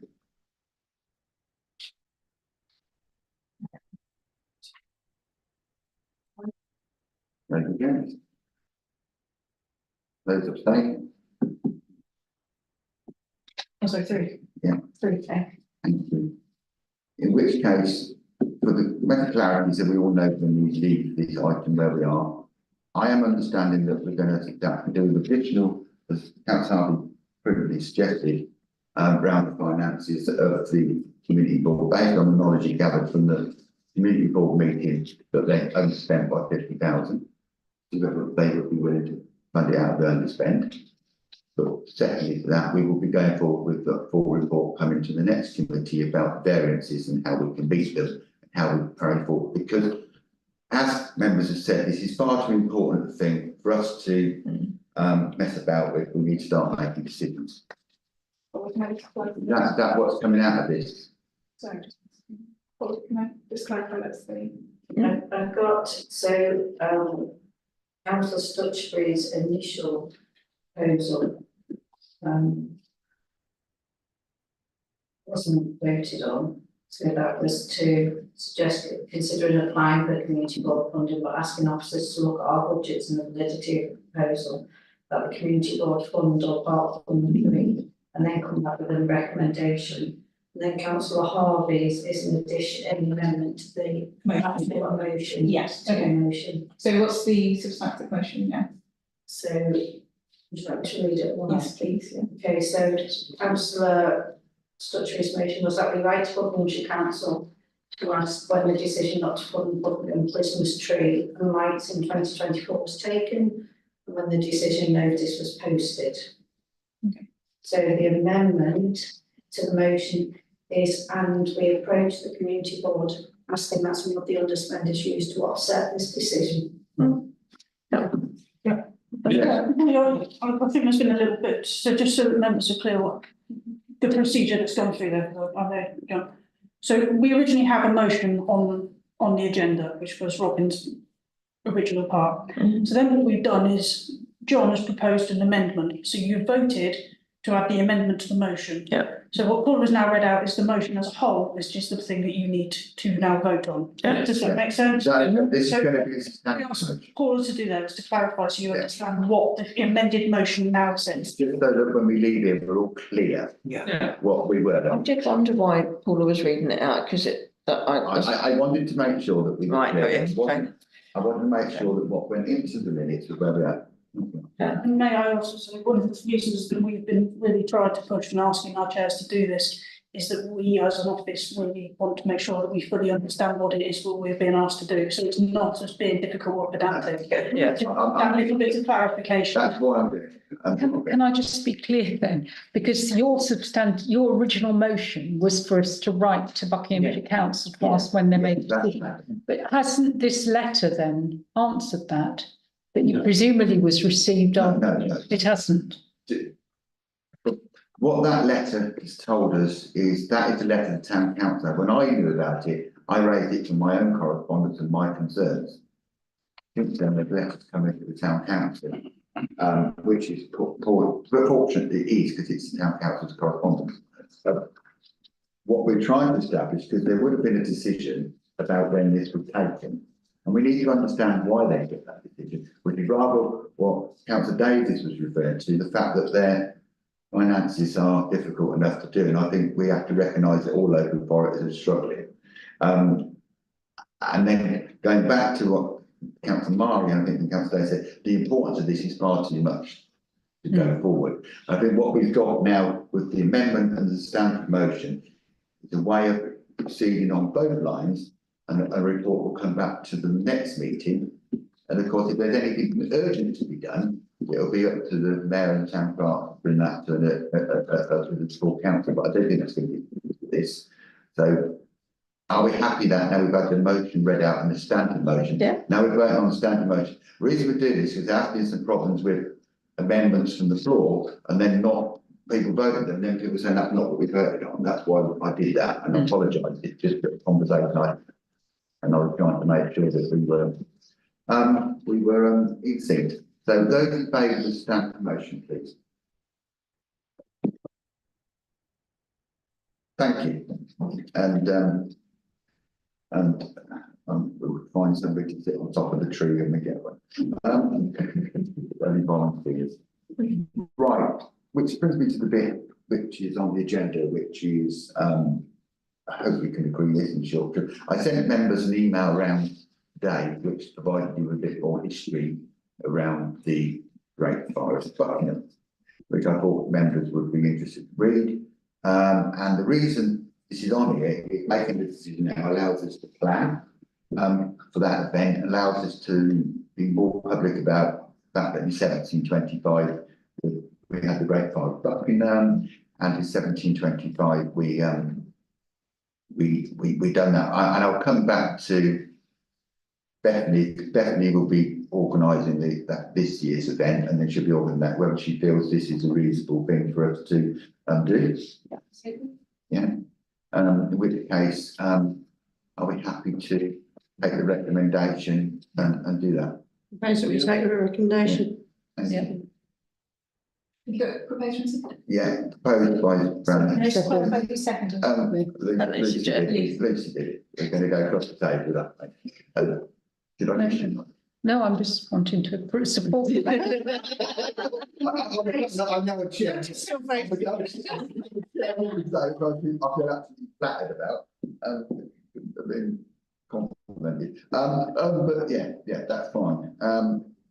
Okay, we'll move on to the next item, which is quite a substantive item, and I'm believing we've had this report a while, and I just want members to take a little while to look at item 8, which is the markets, the way they're going to do it. It's quite a big item, so please a few minutes just to glance through it in case there's something additional, which I've got 2 members already, and okay, well, I'll take those while other members are reading it. First was on Councillor Davis and Councillor Arnold. So I've just got a question on 3.1. Market stores should be used solely for the sale and or promotion of goods or services. Town council reserves the right to use the markets to promote council activities. We have, as a political party, had stores on the market before in order to speak to people on particular issues. Would that preclude that from happening in the future? The recommendation, and if I may, I'll go into some of the background of this. We need to be fair and equal to everybody. So if we have, say, one political party, we're getting in a position where we're going to ask officers to make judgments on what constitutes a political party, what is and isn't acceptable on the market. By making this amendment, the suggestion would be is that if you're not buying, selling, I mean, if you're a charity and you're promoting a service, for instance, then that would be fine on the acceptable level. But if you're not buying, selling, promoting a good or service, then maybe the better place to be would be down here, outside Waitrose, which is a free and open space, and you know, to be fair, gets better footfall through anyway than the top of the market does. And then keep the market solely as a trading market. I'm opening this up to members for your decision. This is my recommendation because I feel that it just makes I don't want to say easier for the market manager to manage, but it stops officers having to make decisions on what is and isn't appropriate to be on the market. And there have been issues in the past where people that maybe aren't ones that we might not necessarily want the market to be seen to be promoting have asked. So this is about having a nice, clear policy in place that prevents those decisions having to be made. Councillor Harvey. I think you're going to have to give us some examples, Claire, because it strikes me that unless it's some sort of white supremacist Ku Klux Klan wanting to run a store, I struggle to imagine where there was a difficulty. So can you give us some examples which challenge, if you like, the neutrality of the officers? I wouldn't want to give you an actual specific example because that will then, well, there's questions about the confidentiality of the conversations that were had. But I can tell you that there have been issues in the past where we've been approached by organisations or people or individuals who want to use the market as a platform to promote a view that I've been very uncomfortable with being associated with our market. Yeah. And also there is an argument as to whether or not it's the appropriate place for it. You know, the market is a trading market for the sale of goods and services, and there are other places in the town that would be better served for people who wish to promote an agenda or have discussions with the people of the town. It's difficult for me to go into specifics about that because there are awful conversations that are had and I don't want to have them involved. Yeah, I've got others people, but I can come back on, then I'll take the other. Okay, so just to be clear then, if Cancer Research UK, which pays for research, the clues in the name, they would not be allowed because they're not selling anything other than promoting Cancer Research UK. So that would not be allowed because they don't provide a service. If they wanted to promote a service as in discuss with people how they could go about getting testing or screening or give helpful advice as to how you may protect yourself or any of the services and things that Cancer UK do, and maybe do some charitable collecting on the side as well, I think that would be perfectly fine. What we would suggest, and this policy is suggesting, is if all you want to do is stand up and ask people for their money or their bank account details, we know the sorts of collections that you get in town centres where you have, that we would restrict that usage. Sorry, can I go back again? That opens up a whole can of worms because Cancer Research UK do not provide services. The NHS provides services to people. And therefore, anything where they say, oh, we're going to give our leaflets on breastfeeding or whatever, that's just a cover for them raising money, for example, or any other charity for that matter. They could be selling items, that would be acceptable. But I think, you know, what about a political party that is selling badges? Would that be allowed? If they're actually selling something, would that be okay? If they're having a store for the sale of goods, and that's what the store is for, then I would suggest that would actually fall within the purpose. It is a trading store. Back to your original point about cancer, they do promote services. They promote health and advice. They give information to people about how they can better protect themselves. We would have to have the conversation with the organiser as to what specifically, but I would, under policy as written, the recommendation is that if you already want to turn up, collect direct debit details and add people onto a collection list, that would suggest that is not appropriate for the marketplace and would be better moved down here, which to be fair is where most of the charities do their collections anyway. Right, John, I've got other people who wish to speak, and Councillor John Gill and Councillor Rabina and Mario want to speak, so if I take Thanks, it Chairman. in that order, if that's okay. And then I'll come to you. Thanks, Sharon. So, yeah, cancer research, they also give money towards research. So Claire's right that there is money there.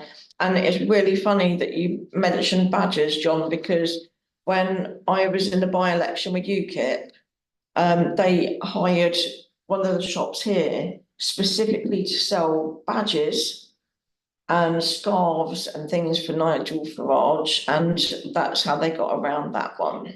So yeah, that's literally what they did, sold badges. Those are badges. It was not in a by-election for you, she was in a by-election against you. Just to correct you, Lisa, because you said when I was in a by-election, you were against them, let's be quite Thank you. just to make sure there's no. Yeah. I just want to know, what's chugging? Charity mugging. Charity mugging? So it's where people stand and shake a charity tin at you and. Oh, Yeah, packets to donate. Like, okay. can you come and buy my Brussels at 3 pence, I think? Well, most charities now only take direct debits anyway. I've never seen anyone for the taking cash. thing. It's hard to sell. So possibly the way I've used it is for those, not just for the shaking of the tin, but people who stop you in the town centre with a clipboard and try and get a direct debit. Yeah. And also, if you say no political parties, surely if they're selling a badge or a scarf and they're a political party, that's their way into getting a stall. So sure, either it should just be no political parties, because, you know, then you have to allow everyone, and anyone can start a political party. Any nutter or lunatic can say whatever they want. Yeah. With a badge or a scarf. Yeah. Yeah, so either it should just be, if you put it as trade, everyone's going to get around it because there's that massive loophole.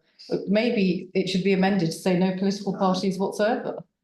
That's the thing, you have a very good point, and I'm not going to argue against it. I'm just trying to lay some foundations as to giving protection to an officer on the day he's been asked to accept a store. Yeah. As to what might be an appropriate thing.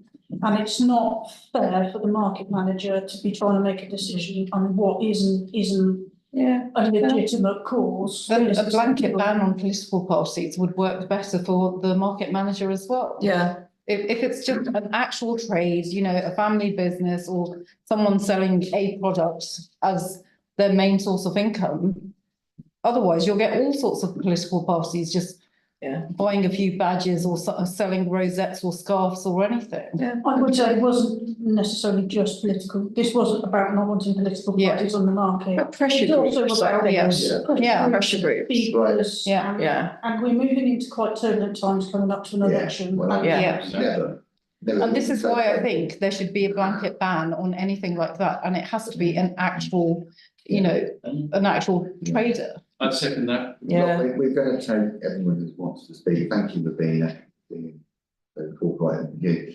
I've got Andy and Lee.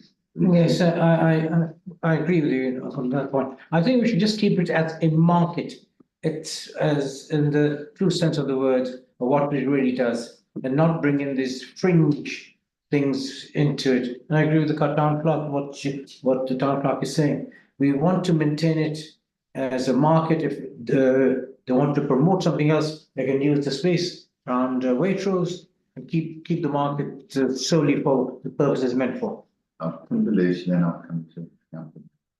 I've got a few points. With the charity fundraising stalls, having previously many years ago worked on them, they're all outsourced to private companies. The money isn't going directly to the charity anyway, so the best thing to do is support charities directly rather than at stores and things.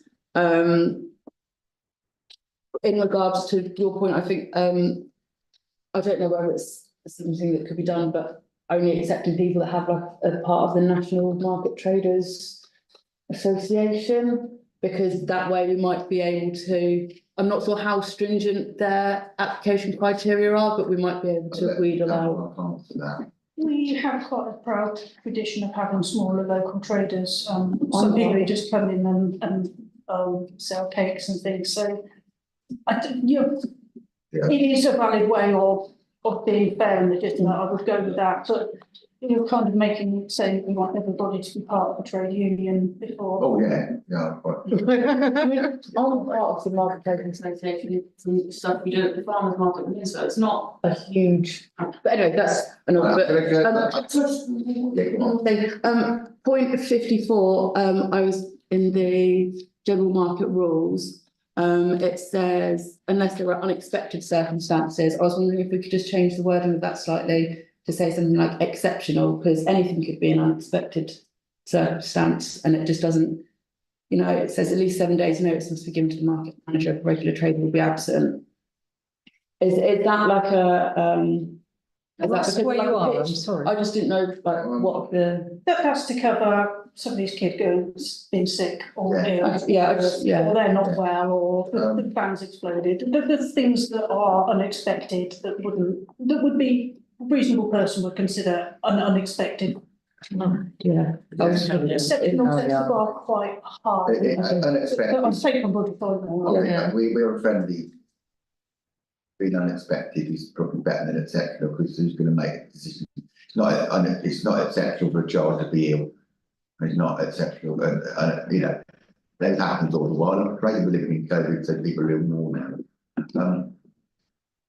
Councillor Davis and Margaret. I was going to suggest that the amendment on 3.1 could possibly be the addition of the words bona fide traders.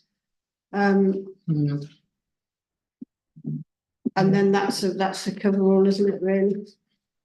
Margaret?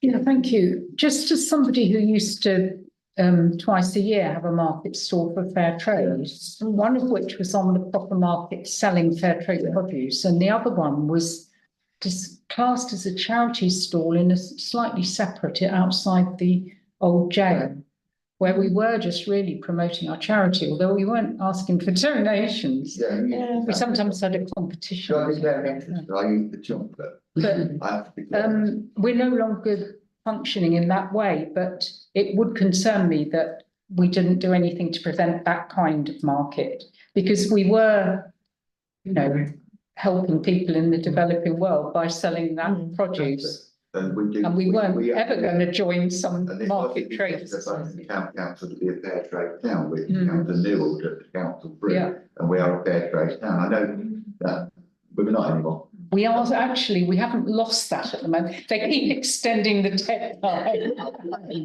We can still provide something. We are in the process of using it. No. And I do enjoy the chocolate. It's marvellous. Helps me through the day. I think there's some issues around here about the point over the traders. I think as long as Lucy's happy, we've basically answered the point around the point you raised. I think the starting point that we do need to discuss is that point around the wording around political parts in the stores. And what I've got is a sort of mixed bag of opinions around it. And I think Robina was correct in the sense about, correct me if I'm wrong, about no political party, then that being clear enough. And now we got to that, and then Davis. I was going to say, I think if you're going to say, put it in terms of no political parties, I think you also, because not everybody's going to be a political party, are there? As you said, anybody can set themselves up with that. But you could, pressure groups, which is why I said there must be bona fide traders rather than. Would it be?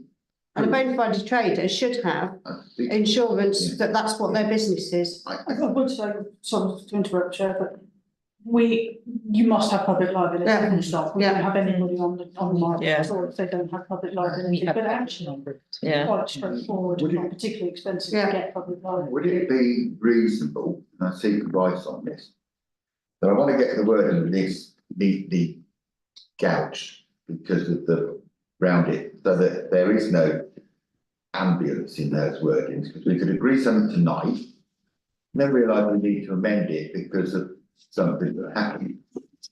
Is there a reason for tonight? If there is, we need to agree all but that section and then maybe agree that afterwards, because I want you to word it, taking into account what's been said, and I want to include the views of the committee, rather than, if we take one point, there is some difference in the views, but I think the commonality of a principal acceptance of it, but not the wording, would that be reasonable? That's a good idea, Chairman. So I need advice on you, we can, The plan was to have new rules in place for the start of the new financial year, so that so there is. they a go out precedent. with the. I also, and I take on that point, but I'm getting the feeling that some members are, the opposition is coming from different places in that. Yeah, that's where I'm So, getting. yeah, so I'm not sure what I would bring back I'll that take would the deputy necessarily. town clerk, then I'll take councillor Harvey and see how we move. I think, I think. I'm going to take the deputy town clerk. Oh, sorry. I thought you meant- There's some taking on the deputy clerk, John, congratulations. No, mate. I missed. I'm teasing you, John, it's you, but don't worry. I think the town clerk hasn't said this, but there would be an option if we wanted to get some clarity now to put in a motion to amend the recommendation if anybody felt that they were content with the wording that they thought would be correct.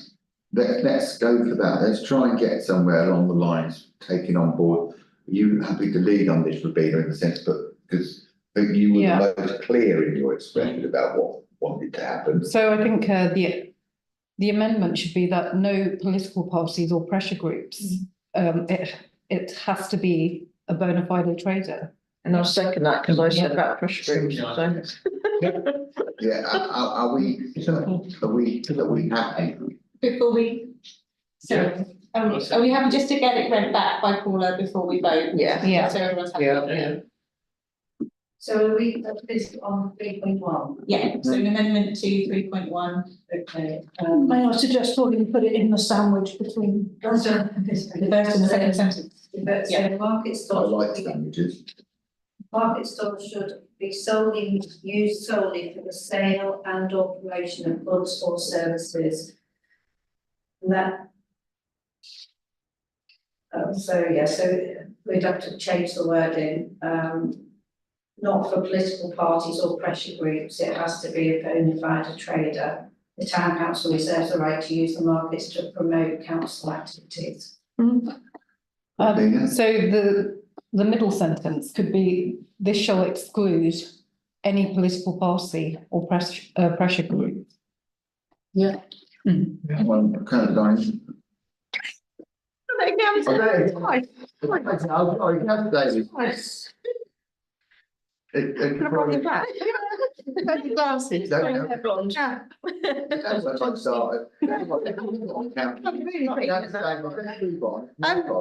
I'm just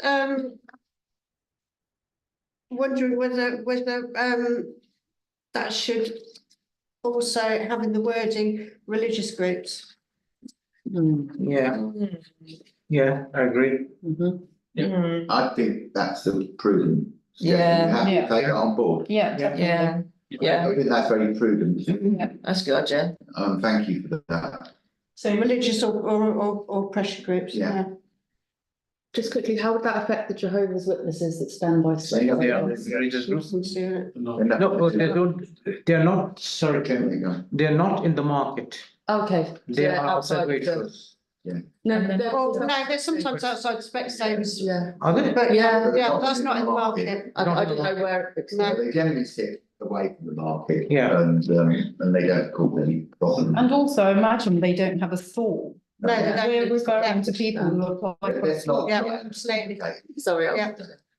You're on. I was just going to clarify what as Rabina did. we can't stop somebody if they want to stand in the market. Yeah. But we can tell them that we don't want them to have a store. Yeah. Yeah, it's a free country. Yeah. But it doesn't, nobody that's down here or around this Walk area. around with a notice board on saying the end is now around the market and people are saying.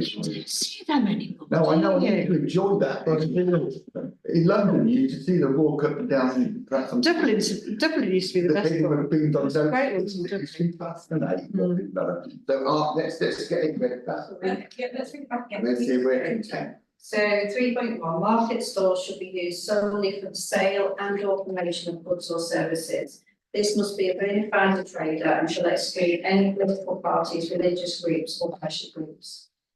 So you're happy that that's your proposal? I'm happy Are with you that. happy with that? Yeah, that was my Seconded.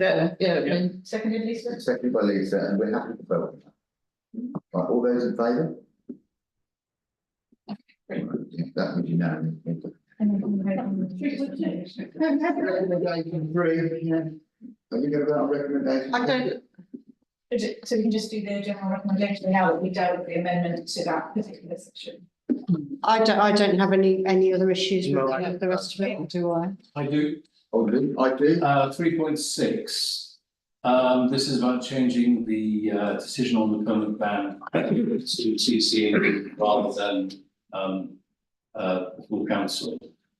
Does that require terms of reference change for this committee and for the town council? What are you on about, John? Which one? 3.6 Yeah. is about trading suspension. Hitherto, that's been a decision taken by the full council, is the implication here. But the suggestion is that the decision will be taken by this committee after investigation by the deputy town clerk. I'm simply saying, I'm happy with that, but does that require a change in terms of reference for this committee to be able to do that? My view is that the terms of reference says that the management of the market should belong with this committee. Yeah. I didn't quite know why. That's the ownership. Otherwise, Had we could, that on what is, it's the TT&E to set the rules of the market. it's the full council to set the overall, which they do in the terms of reference, and that's to interpret them and carry forward. I think we're happy to do it, but we hope we'll never use it. Can I suggest we accept the rest of the recommendations as put before us? Seconded. Right, all those in favour? Yeah. Yeah. Right, okay, we can move on to the next item on the agenda. Which is 10 to 9, yes. Right, can we try to be reasonable? That's why I've never liked them, some of them leave you with the week. Hey, well, can I thank you for your support Thank you. tonight? Yeah, Thank you. Thank you very much. You have fun here. That's why the town clerk was here. Right, we're going to move on to item 10, calendar 9, the Swan Trail. What we're going to do with that? I'll go with the recommendation. I'll second that. Yeah. I'm happy with the recommendation, but just for information, there is an article going on in the next edition of the Buckigham Town Masters, which is trying to sell the sports swans that we've still got. That's going to be part of the article too. So that's ongoing. So it wasn't mentioned in the report. It's worth mentioning that here. Are you still happy with the recommendation? Yeah, I'm still happy with it. Can I propose the other sector and that's the recommendation note in the I time? think we do, I think we have to put Andy and Fran. Yeah. That's it, Andy and Fran. Yeah. All those in favour? Thank you. Now item 10, calendar of events. Receive. Yeah. Yeah. Okay, that we move on. Item 11, which is food fair. We have to note that and thank Bethany for. I'm sorry, I didn't the work on it, and it's no disrespect that we're not talking in depth about it. It's just that we're looking at the time and the meeting. You happy with that? Yeah, good. I just wondered whether Bethany just did want to speak briefly on it, because she's put a lot of work into it. No, it was just want to say really that it's the same really that we do it every year, nothing major has changed except from, it's technically the 11th year the food fair is run, but we missed a year through COVID, so it's actually the 10th anniversary. So we've just, myself and Fran as the councillor for this event, just met a couple of months back and discussed what we could do. So we've done a Buckingham Bakes competition just for a little added touch of fun. And all of our other normal things were all fully booked. Hopefully, touch wood, no one cancelled, but other than that, we've got a load of trades on the reserve list. It's really. That's, I think the Really reserve good. sounds that popular. Yeah. Love it. Yeah, I'm sorry, you just whizzed past item 10, calendar of events, in which it said verbal updates on Pancake Day, etc. And I did want to just add Well, I that, apologise. because I was trying to get back to the right No, bit to it's see what all right. item I'm trying 10 to was, take it going backwards and forwards rather than night, printing anything out. But So let's just have to wanted do to that. say that just to point out to the committee, with the Pancake Day races, which were appropriately moved to Thursday because of the issues we had in 2023 with traffic when the church was having their lunch. The irony this week is it is half term and it's Shrove Tuesday tomorrow, but we've moved the event to Thursday and there is no lunch tomorrow because the kitchen is out of action. Oh, So we could have had half term Shrove Tuesday. well, I won't be able to go, because I've got to go down to the skate park, up past road, but, tell you later. It can't be changed, I think that. No, we things can't. are- We can't. I just thought it was worth drawing it. It's irony, it couldn't be foreseen. If I can have a moment while we're talking about Pancake Day, we are still a few short We're not of done. volunteers. Got it. Oh, no, we Yeah, did. all sorted. Okay, but if anyone has a last minute desire to be a volunteer, get in touch with the office. All Thank you. pancakes. Anyway, it'd be lovely to see everyone up there again, wouldn't it? Well, most, everyone that there will be a pleasure to see. Right, in which case, you're happy that we take on board the work, definitely. Can we record thanks there, and can I also record that, agree that, Councillor Fran Davis will do the press release? Is that okay?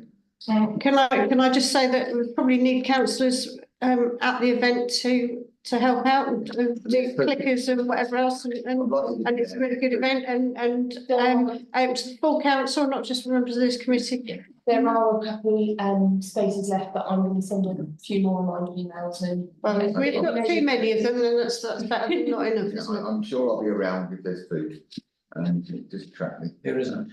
There isn't. Years. Yeah, okay, right, in which case, street food fair, I'm just gonna move to it's another event with, David moving on. Is there anything in the report we want to mention for speed? I'll come to you first because it's your list. Well, it's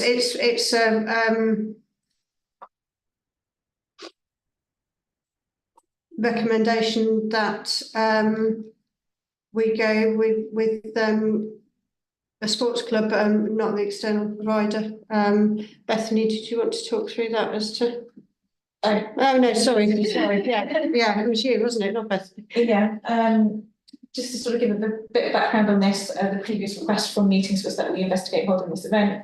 We have put in a budget, both an expenditure and an income, because we didn't know exactly what format the event was going to be in. And we did quite a lot of research, the town centre manager and I and Councillor Davis, with various venues who might be options to host a pop-up street food company, so getting an external company in to run it. We have hit across some issues. One of them was sort of that if you use an external company, they have a red line that they want to bring a bar because that's how they make their money. And the other is that if you use a sports club as a venue, they have a red line that they've got to run the bar because that's how they make their money. So it's not an insurmountable problem, but it was a hiccup in the original plan. So that's where the recommendation has come from, that we agree to continue working with a sports club so that they can run their bar, but not an external provider. And instead officers would organise the event in-house. And that's where that recommendation comes from. Well, thank you. I'm going to take Councillor Harvey then, Councillor Dawson. Okay, what I'm about to say is not going to be popular, but we did agree to do this on the basis that it would not incur operative time, in that we were going to pay someone to go and organise it for us. And having been someone who's been continually knocked back from organising another good endings fair because we can't do it because we're too busy with all the other stuff, then I fail to see how we can agree to do this and just insert it in the diary for officers to do when there's been lots of reasons given for why we can't just simply put in another event. The idea of this event, what we agreed on this at a previous committee was that we would do it, but basically we're just going to outsource it. Now the proposal is that that's not going to be outsourced. It's going to be done within officer time. And how can we squeeze that in? I fail to understand how that is possible. So I'm sorry, I'm voting against this because I don't think it should go ahead. Well, firstly, to answer the first part of your question, I think it was agreed in the time schedule when we agreed to do this event. It was agreed at committee that we would schedule to do the event you referred to, and it was agreed the timescale to do it in the next year. It was also probably agreed that we would offer to support it. The reason we hadn't done the event then was because of COVID, and was the prime reason we didn't do it. We didn't really want to do it during COVID. We didn't think it was appropriate. We were waiting for an appropriate period of time after COVID to actually do it. There was discussions around officer time, which I feel perfectly correct. I am not minded to go into a bidding war around each single event favoritism to another. That's a diminishing resource. We agreed that we would do it. The officer's report, as I read it, is at variance to where it is based on what information was gathered. But we have agreed previously that we would do the event. So, and I think that's within the 6 months. So I think I respect what you're saying, John. But I think, and I'll wait for the officer to correct me. Am I correct that we've agreed to do the event that Council in the next financial year? I would have to double check a date, but I think it might be in this one. Oh yes, we're doing it. We're doing the village within this financial year. Yeah. But I've asked several times over the last few years for it to happen. Let me knock back. Now let me finish one, please. I've been knocked back because we can't do it because we haven't got officer time, and we agreed this street food fair on the basis that it would not involve officer time. So to my mind, that's now been broken. Therefore, we cannot do it because it's now going to involve. It's already, I mean, for the length of this report, there's already been quite a lot of officer time spent on this anyway and supporting it, but not leading on it. Now we're going to make it agree to it, and officers are going to be leading on it, and that's a whole different ballgame of organising people coming in. It's about this event, John, not about the other event. Let's be clear. It's about if you don't. It's about the principle. If we agree this tonight, then we're saying that officer time is not an issue in any event we want to propose, because that's the precedent that we're setting if we agree this tonight, in my opinion. I think it's regrettable that we've agreed to do the event that we said after COVID and whatever. Now you're using the pretext that you didn't actually get it done earlier to say that we shouldn't do this event, but we agreed to. It's unfortunate, but no, that's misrepresenting what I'm saying. That's misrepresenting it. I'm simply saying that other events have been not allowed, not just the one I've been proposing, but other events too, because of a shortage of officer time. How can we then agree this, which is now going to incur a substantial chunk of officer time, when we use that basis for not doing other events in the past? I'm sorry, so if we agree this, we will be agreeing a precedent that officer time does not matter. And that's fine. Okay, we can agree that, but that's what we're implying when we agree this to go ahead, if that's what happens. Okay, John, thank you. I think I always respect passion on this, and I doubt, Don, you're probably nodding at John, so we're going to hear your view on it. Yeah, and I hate to say it, but John's got it right, because this was going to be looked into for an external provider to look into it, because Cllr sat there and said our staff is at capacity. We cannot do anything else. We are at capacity. And it's not the first. She hasn't just said it once, she said it a few times in various meetings. And, you know, we can all go back and have a look at the YouTube video, but I think that we agreed for it to be looked into for an external provider to run it because our staff couldn't do it. Thank you. Well, what the report says, and John, take this as it's meant, it basically says after investigation, the problem of the way that the outside providers work was providing they earn their income through a bar. The problem that we've got in the Mansfield problem is that both the places we were looking at it also earn their income through the bar. So it's the bar that keeps the event going forward. You know, what we've got the disadvantage of, that we didn't really want to do it directly in the town centre, as I recall, had to be corrected, because we didn't want to compete with the traders in the town centre on all the work that the town centre manager's done to build up a relationship with the trade centre managers. So we have a situation here where we can, on a point of principle, say we don't do this, or that could be the way to go, or we could move with it, or seek an amendment that we could do it in the town centre. In which case, if you did it in the town centre, you then got the question of dealing with the traders. And it was agreed that, I think, if I stand corrected, it was agreed that we'd bring back a report to agree how to go forward with this event. It wasn't a bring back a report to agree how to cancel it. So, so that brings up passions. Now, I'm going to ask for clarity from the town clerk whether I'm breaking what the situation is properly, where we've got to. So with regards to officer capacity, when the plans, so when we put the whole schedule together for what events we were going to do this year, the team looked at who would be the lead on different events, how much time it would be likely to take, how it would work together, and then we looked at the capacity as a whole. With this particular event, because we did not know exactly what format it would take, in exactly the same way that we budgeted an income and an expenditure, and if we have an external company, we would not necessarily need to use those at all.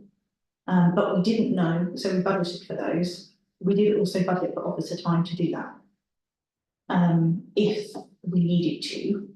And that's why there was previously a recommendation that said that you wouldn't be able to do this event alongside certain other events because of capacity. So that's where that recommendation came from previously. We're not obviously going to go back over that recommendation now because it's too recent. But this, I am happy that we would have capacity to run this particular event in-house, because we would be working very closely with a venue that would take on some of that organisation, and also because we had already anticipated that there would be some officer time on this event.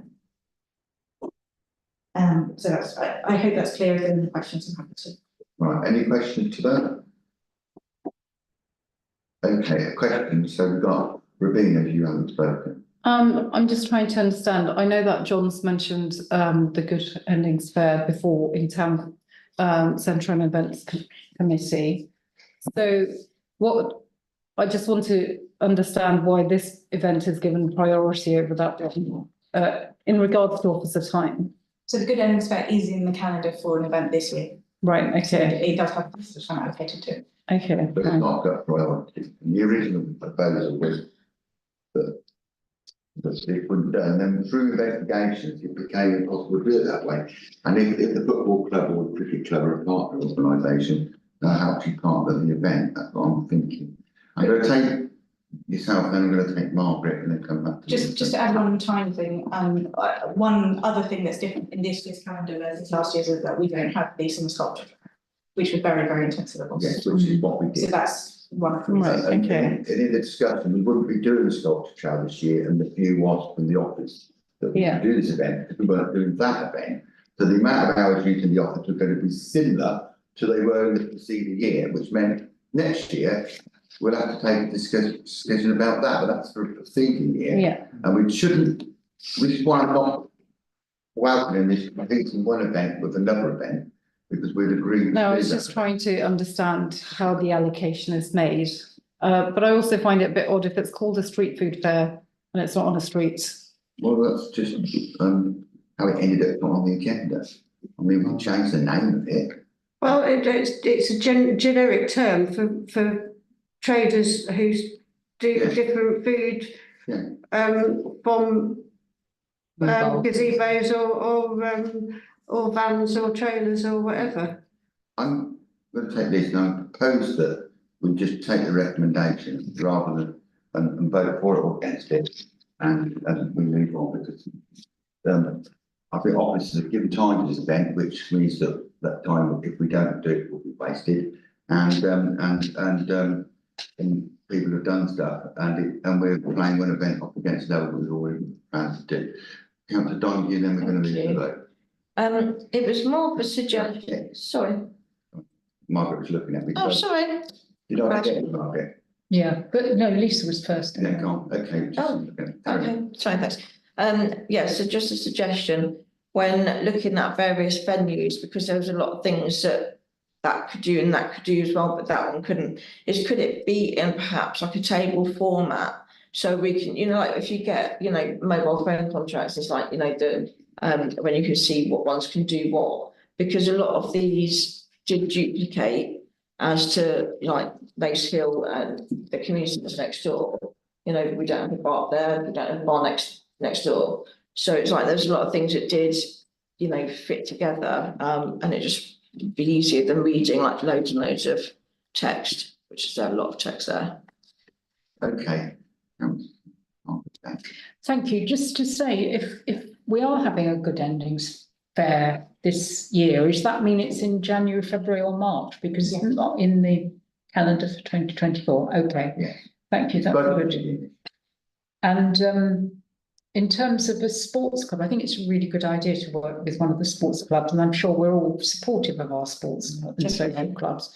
But if we are going to do it at the cricket club, as an example, if we did it again, would we make sure that a different sports club had the opportunity, because they would benefit from it as well? That would be a decision to be taken. And I think you raise a pertinent point that you can spread the income around the town. It's a very pertinent point. We are doing an event with the football club this year already. Yeah.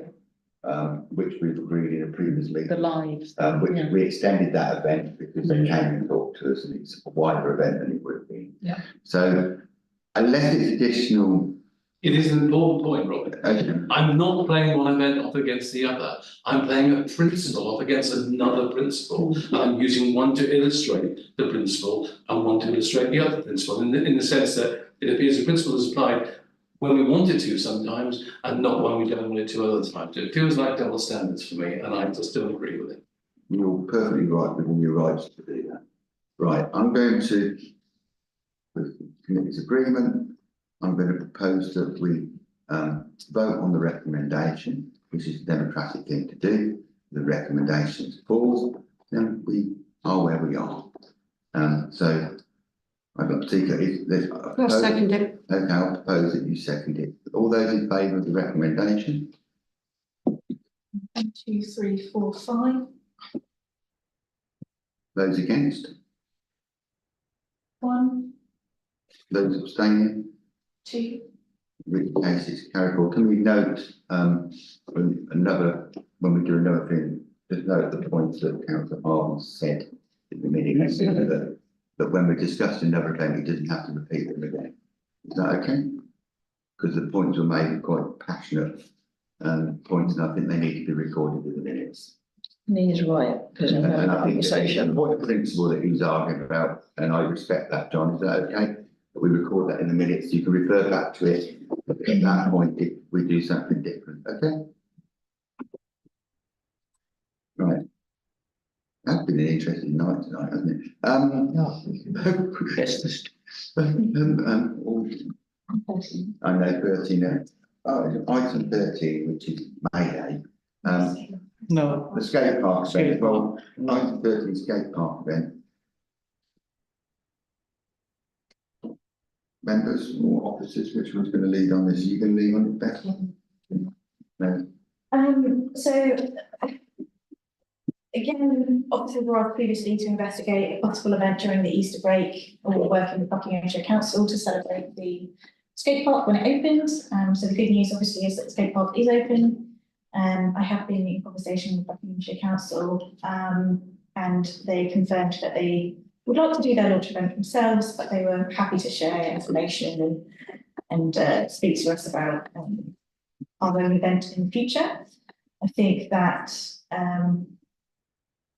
in terms of going forward, we need 6 weeks minimum notification to get permission to use the park for an event. We have got a number of suppliers for the event that we can speak to. It is sort of looking a bit late to do it in the Easter holidays. And we did learn from one of the escape providers that actually they preferred not to do the events before May because of the weather. So I think that in general, we haven't set a date for this event yet, and just a sort of tentative TBC one. It ended up on the calendar, but it shouldn't have. Okay. So we think that the summer holidays is looking like a likely event. Anybody disagree with that principle, that children should be having something to do in some holidays and all? Yeah, it's a good idea. John, happy? Yeah, I'm happy. I've got another point to make. Go on, make a point. I'm just a bit disappointed in the Shire Council because it strikes me, Shame. you know, that they launched it as a solo venture. It wasn't their money that built this. It was Section 106 money. Yeah. Yes, it's on their land, but to not invite the town mayor to be part of that event and to be officially there as a town mayor, I think is churlish. Yeah. I think you're absolutely And there's a right. bit of me that wants to say, right, we'll not be there at all. You know, go ahead and do your own thing. The trouble is we start adopting, then we're descending the same level of childishness. We shouldn't do We're that. not to. So we're bigger than that, and we'll have an event, obviously with that their behest, because it is on their land and so on. It isn't their land. And we'll invite the Shire councillors to be part of that, because we are bigger and more ethical than they are, because frankly, this is pathetic. So are we not allowed at their event? Well, no, we are allowed at the event, but what we aren't allowed is our mayor isn't allowed to be mayor at their event in Buckigham. Which is quite a curious one, really. We're going to partner with them to do it. Have they actually published or publicised their opening event, or is it just a photo opportunity? I'm attending a photo opportunity this week, and which I've clearly agreed to go to the photo opportunity, because it'd be a shame if I wasn't in the photograph, wouldn't it? But the photograph would look so fun, wouldn't So it? is that their opening then? Not. That is just a sign off. Let's do that after the meeting, but I think John makes a very good point. It's how we proceed going forward, because we are Buckingham Town Council, and technically the land belongs to the Lions Charitable Trust. The land was left to, it doesn't belong to Buckinghamshire Council, it belongs to the Lions Charitable Trust. The only reason they're able to own it is because it was left to build a swimming pool on. The swimming pool was constructed on it, and when they got left with swimming, they thought about putting a car park on it, the district council, to be told you cannot put a car park on it, because that would be in breach of the lease for the Lions Charitable Trust, so the family I know, my late father worked for them. And so they got the land in custody as long as they use it for this type of activity. They don't own the land, but they didn't own the money to build the skate park. As John quite rightly said, it was Section 106. They dropped their feet. And they owned their feet over 10 years, and now they want to celebrate it, and is like, how do you call it, like none of all the other previous ever happened. Which I think is unfortunate. I think John and I think we are better than that, and I think that we're grown-ups and we'll invite them to our event when we do it. That's Lauren. Total waste of time. The young people of Buckingham couldn't care. I'll just be polite here. Couldn't care. Whether two hoots, yeah, thank you. Whether there's Buckinghamshire Council, Town Council come and make a big song and dance about it. Photo opportunity. I went there today with my granddaughter, so it's only because she wanted to watch all these boys on the skipper. I was busy and they were having fun, and it won't make any difference whether the councils turn up in their fancy robes to the people who are using that. No, but the thing was, our event isn't about the councils, it's about the children. That's what we're all. Yeah, I've been with Western Taking members, and they absolutely love it. Involved in it for a number of years. I am still remember the meeting when I sat there and listened to Councillor Donahue and Councillor Harvey talking to the young people in the street about their depression about not having a skate park. And I was present and walked part of it, and we are where we are. So on that basis, I take Councillor. Oh, sorry, I just had a suggestion. Possibly if we're not, if we're allowed to be at the Shire Council opening events, Could we possibly get Buckingham Town Council t-shirts printed for every? And on the back, it should say "You're welcome." Stand as a group when they're having photos. As well, including all the community in that. Yeah, I quite like the My idea. understanding of the photo shoot is that it's the same time as the Pancake Race, so we'd love you if you came to the Pancake Race. It's not now, is it? We'll talk about that afterwards. Yeah. But anyway, can I propose, we're very conscious of the time, obviously, that we, note the report and, thank move on to the next item, please. you. It's important that we do move on to the next item. That's the May Day report. Yes. Yeah. Proposed by Rabina, seconded by Councillor Davis. No, I proposed it. Yeah. Yeah. And those in favour, come on, play the game. I was putting my hand up to vote that time. Play the game, play the game.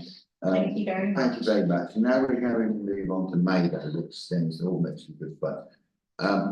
Please read the report. Have you read the report? You're happy to go with the suggestions in it. They're based around good common sense. And we don't actually do the event. We can't do it without them.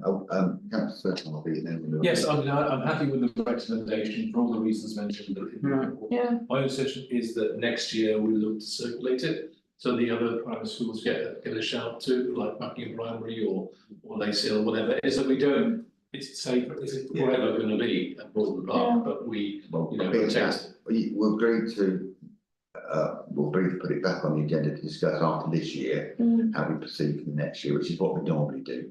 Yeah. But we are able to come in, the fact that there are then people who can organise it, come from that school. And without them, we can't do it. Bethany, sorry. Yeah, with that, John, with the two schools, obviously, Broughton Meadow and Buckingham Primary School, that they wanted to host it. So again, those conversations have been had that it wouldn't necessarily be, but they were both under the impression, if one wants to do it, happy to support them. If another wants to do it, happy to support, and all the other schools still, regardless, want to attend as and when they can. So yes. Right, we're going to propose it and agree to vote on that. I propose we accept it. Seconded, please. Seconded by Councillor Donoghue. Right, all those in favour, can we put in there our notes and thanks to the organisers? Yeah. Then we couldn't do it. The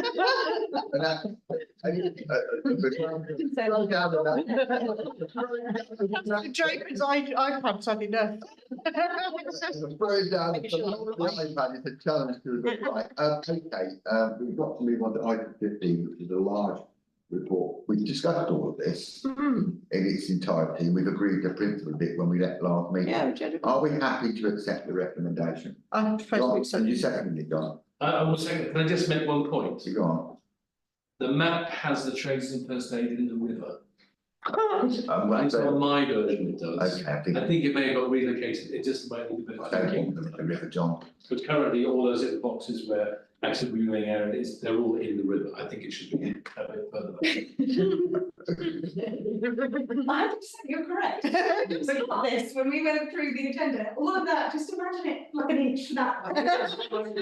The case. Okay.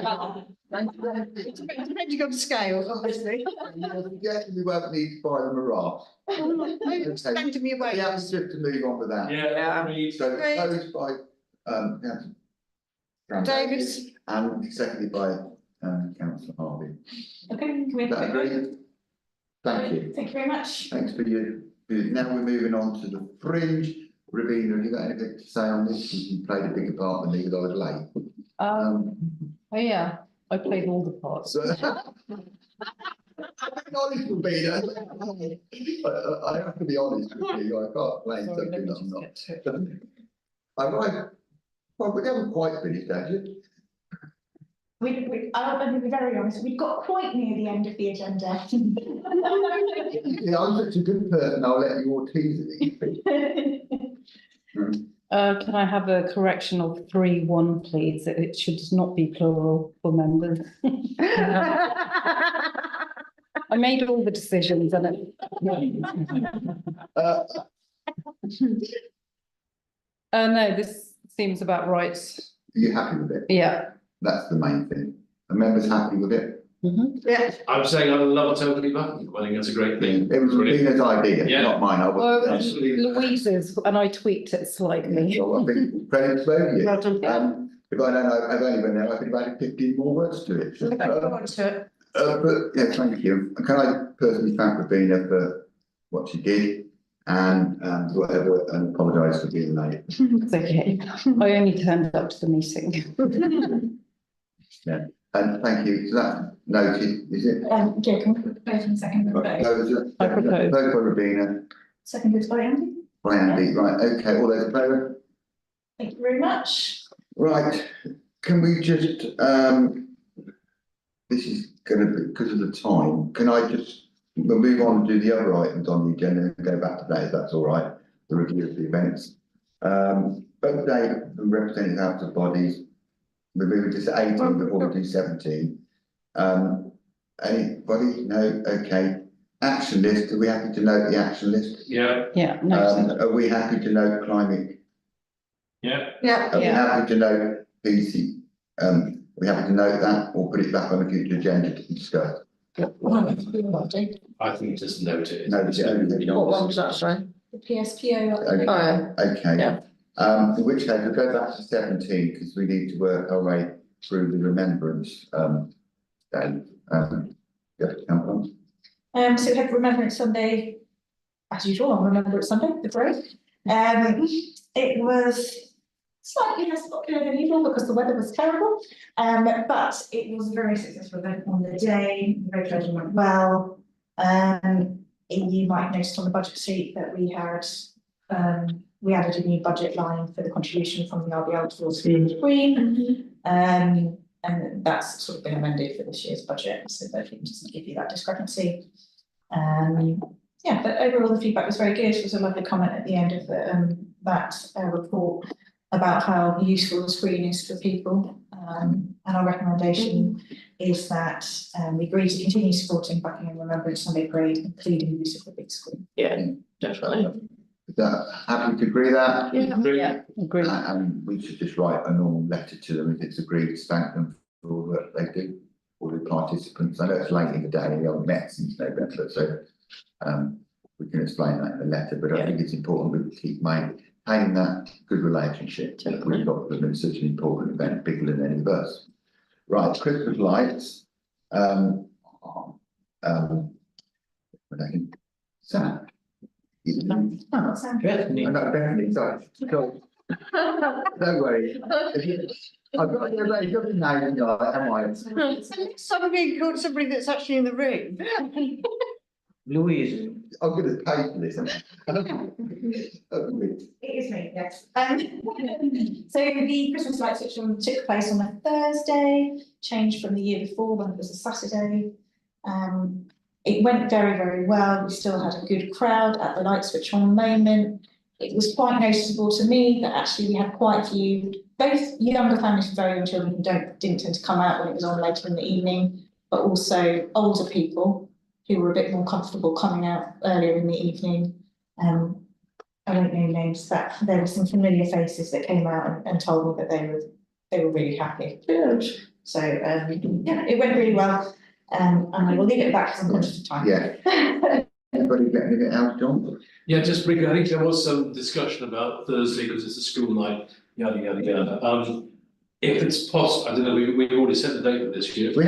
Perhaps we can encourage the schools to have their training days on the Friday afterwards, to maybe obviate with it being a school night. Whether that's feasible or not, I don't know. I think that was set, but I'm happy to move forward to time, but I did notice that I had to leave very promptly because shopping trolleys back down to Waitrose, which actually meant that somebody on the event was left to count thinking. Yeah, that was my fault. Can you take that shopping trolley? So I took it away, and then someone had got a shopping trolley to take their instruments down to the thing. Sorry, we resolved it. We resolved it. But I took a long time to get out of the car park, and it was really, really busy, and I didn't think the Dragon was wonderful. yeah. I thoroughly enjoyed the Dragon. I don't know what the children thought, but I thoroughly enjoyed it. I think everybody loved the Dragon. Yeah, it was a good call, wasn't it? Anyway, with that, opposed, and Andy? Yeah, I just want to make a comment. It's one of the best Christmas lights switch on I've attended for a long time. Yeah, agreed. It was well attended, Yeah. it was fun, people enjoyed the singing, although there's an issue with the sound, couldn't be heard, but yes, well done. Yeah, And it's having different elements there, isn't it, to keep Yeah. people entertained? Yeah, but it is, Because the colouring tent, I went down there and it's like, yeah, the kids, yeah. it was completely packed, you know, all the way through the little I think. stalls right till the end. It was so busy. Yeah. Lots of smiling faces. Yeah.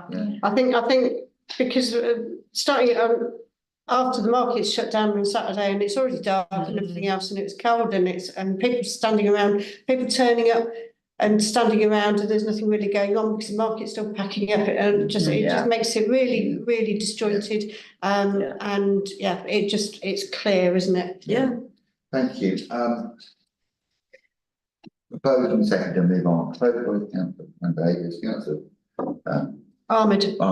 Sorry, I've had a long day. Can't remember my name. I've been reading all day. Those in favour? Excellent, thank you. Thank you. Right, small business funding. Any points on that? No. Are we happy to? Yeah. Vote proposer. Councillor Lisa Dunning, seconder. We'll go to Lucy this time. Those in favour? Holocaust Memorial Day. I think we should spend a little time talking about that appropriately. Any comments, members who attended? Good event, well attended by the young children from the various schools. Yes, I think it was very well done. Good day. Unfortunately, I drive past it most days. It's sad to see only a foot of the memorial sticking over all the flood waters. The last few days. It could have been like that on the Holocaust Memorial. Yes. That's precisely what I was going to say. You know, I've noticed that it is completely surrounded. So whether we need some kind of backup plan in case that did happen, because, you know, it's not very long since it was Holocaust Memorial Day. So there's only a foot showing of the memorial. Yeah. Good point. Can we put that on? We'll discuss that. How we do that. If you've got, I can come back. So we did have a backup plan, Right. we discussed with Anya. Because there's not really another suitable location in the town to do it. We would have recorded the statement and the other sort of pieces that she says, and we would have circulated those on social media if we couldn't hold the event because of flooding. And that was the backup plan. Let's just discuss it at another time. Now we would do it. Sort of members decide what they think. I think a lot of people turned out to it this year. So Harvey. The additional poetry was great. I mean, obviously, I read out and I talked about it with Nina and with Louise, but the other poems by the school children, and I thought the leaves, the nature on them was just stunning. So I think it all came together really well, and I'm really happy that this event is becoming a bigger event as time goes on. I think it's really important that we remember people and genocides and everything. Thank you. Are we happy to agree that with a note that was great, send note to appropriate people? And thank you for your voting, John. And So we made all this, yeah, well, I didn't know you didn't write it. I know you started writing poems now. Poser, Councillor Murray, Councillor Gately, those in favour? Thank you.